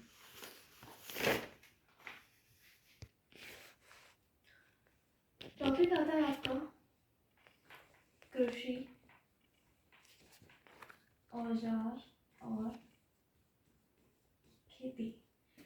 चैप्टर नंबर 8 है खुशहाल गांव एवं समृद्ध शहर। ठीक, तो ये कैसे पॉसिबल हुआ। हमने पढ़ा कृषि कब ज़्यादा हुई, जब आपकी उर्वर जमीन थी। ठीक, औजार कब हुए, जब आपके पास लोहे के फॉल थे। तो कृषि खेती बहुत यूज यहाँ पे क्या है हो रहा है। ठीक, फिर आता है आपका लोहे के फाल की वजह से क्या होगा, अच्छे अच्छे औजार आपको प्राप्त हुए। उन औजारों की सहायता से क्या है, जो आपके ज़मीन थी जहाँ पे बहुत ज़्यादा बारिश होती थी या वर्षा होती थी, उसको क्या है अच्छे से जो है उसको खोद वगैरह दिया। उसको खुदाई के बाद क्या हुआ, कृषि जो है वहाँ पे बढ़ गई। तो क्या, जब कृषि बढ़ेगी तो लोग क्या है खुशहाल होंगे। और एक रीज़न था सिंचाई। मौर्य काल में सिंचाई कर भी लिया जाता था। ठीक, क्यों, क्योंकि इन्होंने नहरों का निर्माण करवाया था और जो सिंचाई की उचित व्यवस्था थी। और जब सिंचाई उचित होगी तो क्या है कृषि भी अच्छी होगी। ठीक, दूसरी चीज़ यहाँ पे व्यापार बहुत उन्नत दशा में पहुँच चुका था। लोहे की उपलब्धता की वजह से इन्हें कौशल और कांसी भी मिल गया था। कलिंग पर भी इनका पूरा वो हो गया था जहाँ पे बहुत ज़्यादा लोहा पाया जाता है। उसके बाद एक वर्ड यूज होता है वलयकूप। ये कुछ मैं स्पेशल टर्म्स आपको बता रही हूँ क्योंकि कई बार यूपीएससी सीधे ही ऐसे पूछ लेती है या आपसे भी ऐसे। इसका मतलब था गुसल खाना। ठीक, तो आप याद रखेंगे वलयकूप जो था वो था गुसल खाना। फिर बात करते हैं सिक्कों की। देखिए इन्होंने आहत सिक्के भी चलाए, चांदी और सोना के सिक्के भी इन्होंने चलाए, तांबे के सिक्के भी इन्होंने यूज किए थे। ठीक, अब जब मुद्राएं इतनी थी तो व्यापार उन्नत दशा में होगा। ठीक, इस वजह से क्या था कि लोग जो थे वो बहुत ज़्यादा खुशहाल थे। और कुछ नगर इम्पोर्टेंट थे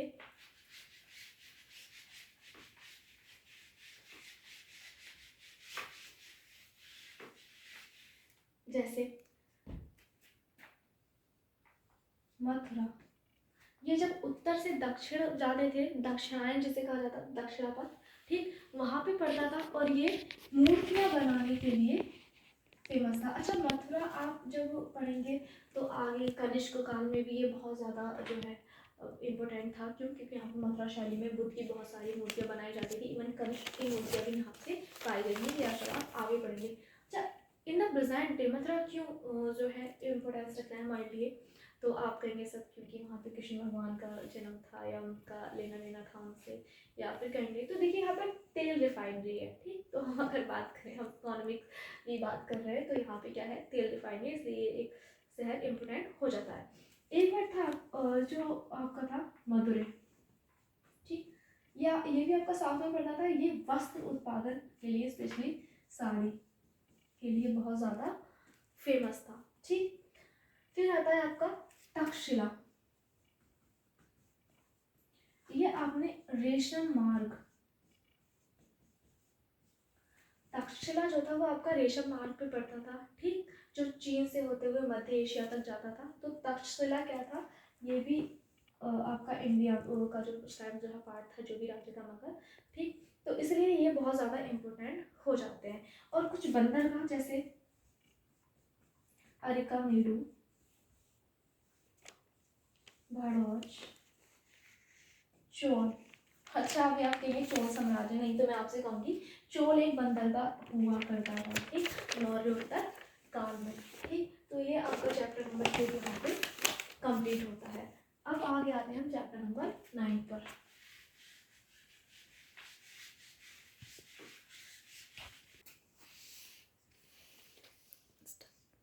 चैप्टर नंबर 9 है आपका व्यापारी, राजा, तीर्थयात्री, ठीक। तो देखिए, जैसे कि हमने कहा था कि उस टाइम जो समुद्र तट से लगे राज्य थे,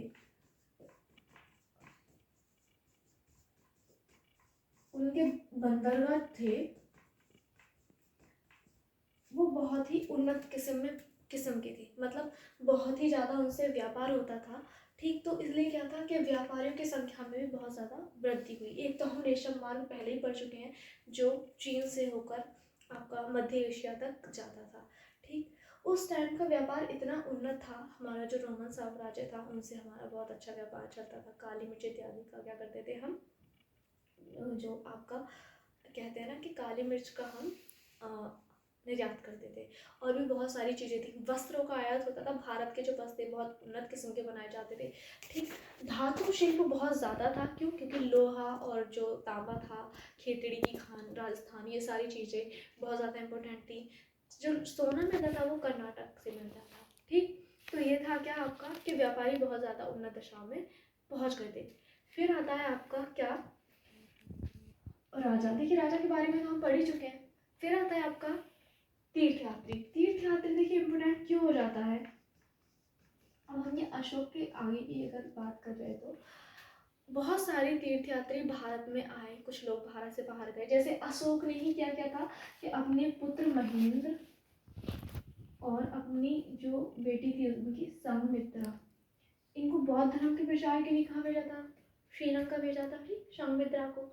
तो क्या इन्होंने भी भेजे। ऐसे ही बहुत सारे तीर्थयात्री भारत में आए, क्योंकि भारत जो है पहले से ही विश्व गुरु रहा है, सारी चीज़ों का ज्ञान का भंडार था। नालंदा जैसे विश्वविद्यालय यहाँ पे थे, विक्रमशिला जैसे विश्वविद्यालय यहाँ पे थे, जहाँ पे बहुत सारे छात्र पढ़ते थे, ठीक। फिर आता है आपका कि तीर्थयात्री कौन से थे। देखिए, जैसे एक फाहियान, ये कब आया था, चंद्रगुप्त द्वितीय के काल में। एक आया था आपका हुएनसांग, ये आया था आपका हर्षवर्धन के काल में। इसकी एक पुस्तक है बहुत इम्पोर्टेंट, जिसे कहा जाता है CU की। इसने भारत का विवरण इस पुस्तक में अपनी दिया है। इसके बाद सिंह भी आया, ये है चाइनीज यात्री। अरब यात्री भी आए थे बहुत सारे, जैसे अल-बरूनी, सुलेमान, इब्न बतूता, जिसमें एक इम्पोर्टेंट पार्ट है, ठीक, ये मोरक्को का निवासी था। ठीक, तो ये आते रहते। थोड़ा सा देखिए, अब क्या करते हैं कि ये जो दोनों आए थे ये बौद्ध धर्म से बहुत ज़्यादा प्रभावित थे और बौद्ध धर्म का जो है ये ग्रहण करने आए थे, शिक्षा लेने आए थे। नालंदा विश्वविद्यालय में ये दोनों पढ़े थे। ठीक, ह्वेन की जो पुस्तक है सीयूकी, इसने बहुत अच्छे से विवरण किया है। इसने कहा है कि यहाँ पे बड़ व्यवस्था बहुत ज़्यादा थी। बड़ व्यवस्था को इसलिए कहा है कि जो चांडाल थे या जो निम्न श्रेणी में माने जाते थे, वो लोग गांव के बाहर रहते थे और मांस मदिरा इत्यादि का सेवन किया करते थे। जब वो आते थे किसी गांव में एंट्री करते थे तो वो एक अपने उसमें तख्ती लटका लेते गले में और उसको बजाते हुए आते थे ताकि कोई उनसे टच ना हो जाए। तो आप जानते हैं बड़ व्यवस्था कितनी कठोर थी, किसके, हर्षवर्धन के काल में, जो ह्वेन ने विवरण दिया है इसने। अच्छा, ये विवरण क्यों? क्योंकि ऐसे ऐसे क्वेश्चंस पूछे लिए जाते हैं। फिर आता है, एक इम्पोर्टेंट था कि इसने कहा है कि नदी और जो राजमार्ग थे वो पूरी तरह सुरक्षित नहीं थे। ये इसने ऐसा क्यों कहा है कि वहाँ लूटमार होती रहती थी और डकैती होती रहती। क्यों? क्योंकि इसके साथ खुद से ऐसी घटना हो गई थी, ये भी लूट का शिकार हो गया था। ठीक, तो ये थे क्या, जो बौद्ध धर्म का जो है बहुत सारे ग्रंथ यहाँ से ले गए थे और बहुत ज़्यादा टाइम पीरियड जो था इन्होंने यहाँ पे बिताया था। तो इन्होंने क्या किया, कुछ यहाँ का विवरण लिख दिया तो उससे हमें इतिहास का पता चल गया। ठीक, कुछ ऐसी चीज़ें भी हैं जैसे आपको जानकर हैरानी होगी कि किसी भी भारतीय इतिहासकार जो उस टाइम पे हुए थे सिकंदर के टाइम पे, उन्होंने सिकंदर का वर्णन ही नहीं किया है किसी भी भारतीय बुक में या किताब में या पांडुलिपि में। सिकंदर के आक्रमण का जिक्र ही नहीं मिलता। सिकंदर का जो आक्रमण है ये जानने के लिए हमें पूरी तरह यूनानी ग्रंथों पर निर्भर रहना होता है। ठीक, तो आप जानते हैं कि उस टाइम का जो इतिहास था वो कितना धर्मनिरपेक्ष आप कह सकते हैं, एक तरह से बहुत ज़्यादा तारीफ वगैरह अतिशयोक्ति से भरा कह सकते हैं, क्योंकि इतिहास सिर्फ इतिहास वो है जो हमने देखा नहीं है लेकिन जिसे हम जानना चाहते हैं। ठीक, तो वो आपका क्या होता है, इतिहास। ये था आपका चैप्टर 9। अब पढ़ेंगे हम chapter 10। Thank you. Chapter number 10 है आपका नए साम्राज्य एवं राज्य। तो देखिए, हमें अशोक के बाद भी बहुत सारे राज्य हुए थे, जैसे गुप्त वंश है ना, वर्धन वंश। तो उनके बारे में हमें कहाँ से जानकारी मिलती है, बेसिकली आपका चैप्टर उसमें ये बताना चाहता है। तो देखिए, फर्स्ट है, आपने नाम सुना होगा इलाहाबाद प्रशस्ति। प्रशस्ति का क्या मतलब है? प्रशस्ति वो होती है जो दरबारी कवि अपने राजाओं की विजयों का वर्णन करते थे या उनकी प्रशंसा में जो लिखते थे अभिलेख स्तंभ, उन्हें प्रशस्ति की संख्या दी गई है। ठीक, तो जो समुद्रगुप्त की प्रशस्ति है उसको इलाहाबाद प्रशस्ति कहते हैं। ये समुद्रगुप्त की विजयों का इसमें वर्णन है। समुद्रगुप्त को माना जाता है क्या, चक्रवर्ती सम्राट। अब आप कहेंगे चक्रवर्ती सम्राट क्या होता है? तो देखिए, चक्रवर्ती सम्राट की जो डेफिनेशन है या परिभाषा है कि सुदूर उत्तर से दक्षिण तक, उत्तर के हिमालय से दक्षिण तक कन्याकुमारी तक और सिंधु पार से लेकर कहाँ, इधर आपका ईस्ट तक, तो यहाँ तक बंगाल वगैरह, ये जहाँ तक एक जो राज्य क्या करता था, राज्य करता था, उसको कहा जाता है चक्रवर्ती सम्राट। समुद्रगुप्त जो है वो चक्रवर्ती सम्राट की संज्ञा में उसको रखा जाता है। ठीक, फिर आता है, इसने अश्वमेध यज्ञ भी किया था समुद्रगुप्त ने। समुद्र के बारे में थोड़ा सा इंफॉर्मेशन ऐसी लेते हैं, ये वीणा प्रेमी था, ये वीणा बजाता था। ठीक, इसके सिक्कों पर माँ लक्ष्मी की मूर्ति मिलती है या उनका चित्र मिलता है। इससे पता चलता है क्या, ये जो है आपका हिंदू धर्म या वैदिक धर्म में इसकी आस्था थी। फिर आता है आपका क्या, वंशावलियाँ। किसमें, जो ये जितनी भी प्रशस्तियाँ हैं उनमें वंशावलियाँ भी कई बार लिखी रहती हैं कि इसके बाद कौन आया, समुद्रगुप्त के बाद कौन आया। ठीक, तो ये सारी चीज़ें भी लिखी रहती हैं। जैसे समुद्रगुप्त के बाद आपको मिलता है क्या, चंद्रगुप्त द्वितीय। बेसिकली आपको मिलेगा क्या, चंद्रगुप्त द्वितीय। लेकिन अगर आप इसको डीपली पढ़ेंगे तब आपको पता चलेगा कि समुद्रगुप्त का एक पुत्र और था रामगुप्त, और कुछ समय के लिए रामगुप्त भी आया था। ये शकों से पराजित हो गया था और अपनी पत्नी ध्रुव स्वामिनी को शकों को सौंपने के लिए राजी हो गया था। जो चंद्रगुप्त इसका छोटा भाई था, चंद्रगुप्त द्वितीय, उससे ये सहा नहीं गया और उसने क्या, शकों का विनाश कर दिया। और रामगुप्त क्योंकि पहले ही शकों के द्वारा मारा गया था और ध्रुव स्वामी से स्वयं विवाह कर लिया। ठीक, तो चंद्रगुप्त समुद्र के बाद आता है रामगुप्त और रामगुप्त के बाद आता है चंद्रगुप्त द्वितीय। इन्हें शक छत्रांतक भी कहा जाता है। ठीक, उसके बाद आता है आपका हर्षवर्धन की प्रशस्ति। अच्छा, ये जो समुद्रगुप्त की प्रशस्ति है ये किसने लिखी है? इनके दरबारी कवि हरिशेन ने। अब बात करते हैं किसकी, हर्षवर्धन की प्रशस्ति की।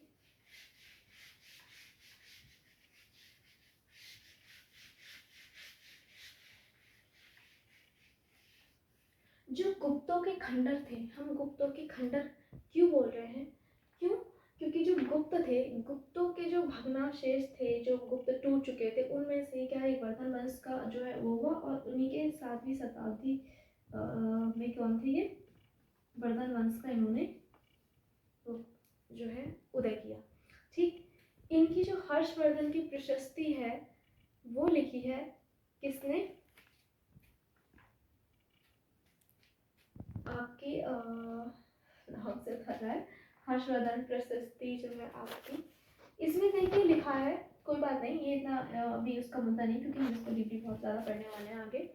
तो इसमें क्या लिखा है आपका कि जो हर्ष का जो काल है उसको बहुत ही अच्छे से दर्शाया गया है कि हर्षवर्धन था, उसका काल कैसा था। जैसे कि मैंने भी बताया, मेरे सामने भी लिखा है क्या कि ये लूटमार से सुरक्षित नहीं थे, इसका काल भी बहुत चुनौतीपूर्ण रहा था। तो ये सारी प्रशस्ति किसने लिखी जो है, हर्षवर्धन के बारे में है। फिर आता है एक पुलकेशन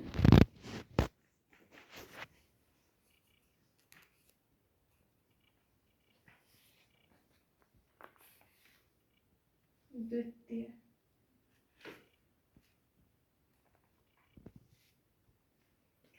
पुलकेशन द्वितीय, ठीक, इनके जो दरबारी कवि कौन थे? रविकीर्ति। अच्छा, आपको हर्ष की प्रशस्ति में आपको ये नहीं मिलेगा कि हर्ष ने जो है वो नर्मदा पार करने की कोशिश की थी, लेकिन उन्होंने पुलकेशन जीत लिया। ठीक, ये जो चालुक्य वंश के थे, इन्होंने हर्षवर्धन को जो है नर्मदा पार करने से रोक दिया था। ये इनकी प्रशस्ति में नहीं मिलेगी। देखिए, प्रशस्ति का मतलब ये प्रशंसा, अच्छी चीजें ही डाली जाएंगी। पुलकेशन द्वितीय की जो सॉरी प्रशस्ति है जो रविकीर्ति ने लिखी है, उसमें इसका साफ साफ जिक्र है कि ऐसा हर्ष नाम के जो राजा थे वर्धन वंश के, वो नर्मदा पार करना चाहते थे, तो पुलकेशन द्वितीय ने उन्होंने वहाँ पे रोक दिया था। ठीक, तो ये हमारा चैप्टर नंबर नए साम्राज्य और संघर्ष यहाँ पे समाप्त होता है। अब हम पढ़ते हैं चैप्टर नंबर 11। नंबर 11 है आपका इमारतें, चित्र एवं किताबें। अच्छा, जो हर्षचरित थे उनकी जो आपका हर्षचरित वो किसने लिखा है? बाणभट्ट ने। ठीक, तो फिर आता है आपका कि सबसे पहले इमारतों में बात करें तो हम सबसे पहले लेते हैं लौह स्तंभ, क्योंकि हम अकॉर्डिंग टू एनसीईआरटी ही चल रहे हैं, तो उन्होंने सबसे पहले लौह स्तंभ के बारे में बताया है। आपने सुना होगा कि जो फिरोज शाह तुगलक थे 14वीं शताब्दी में, उन्हें दो जो है क्या मिले थे?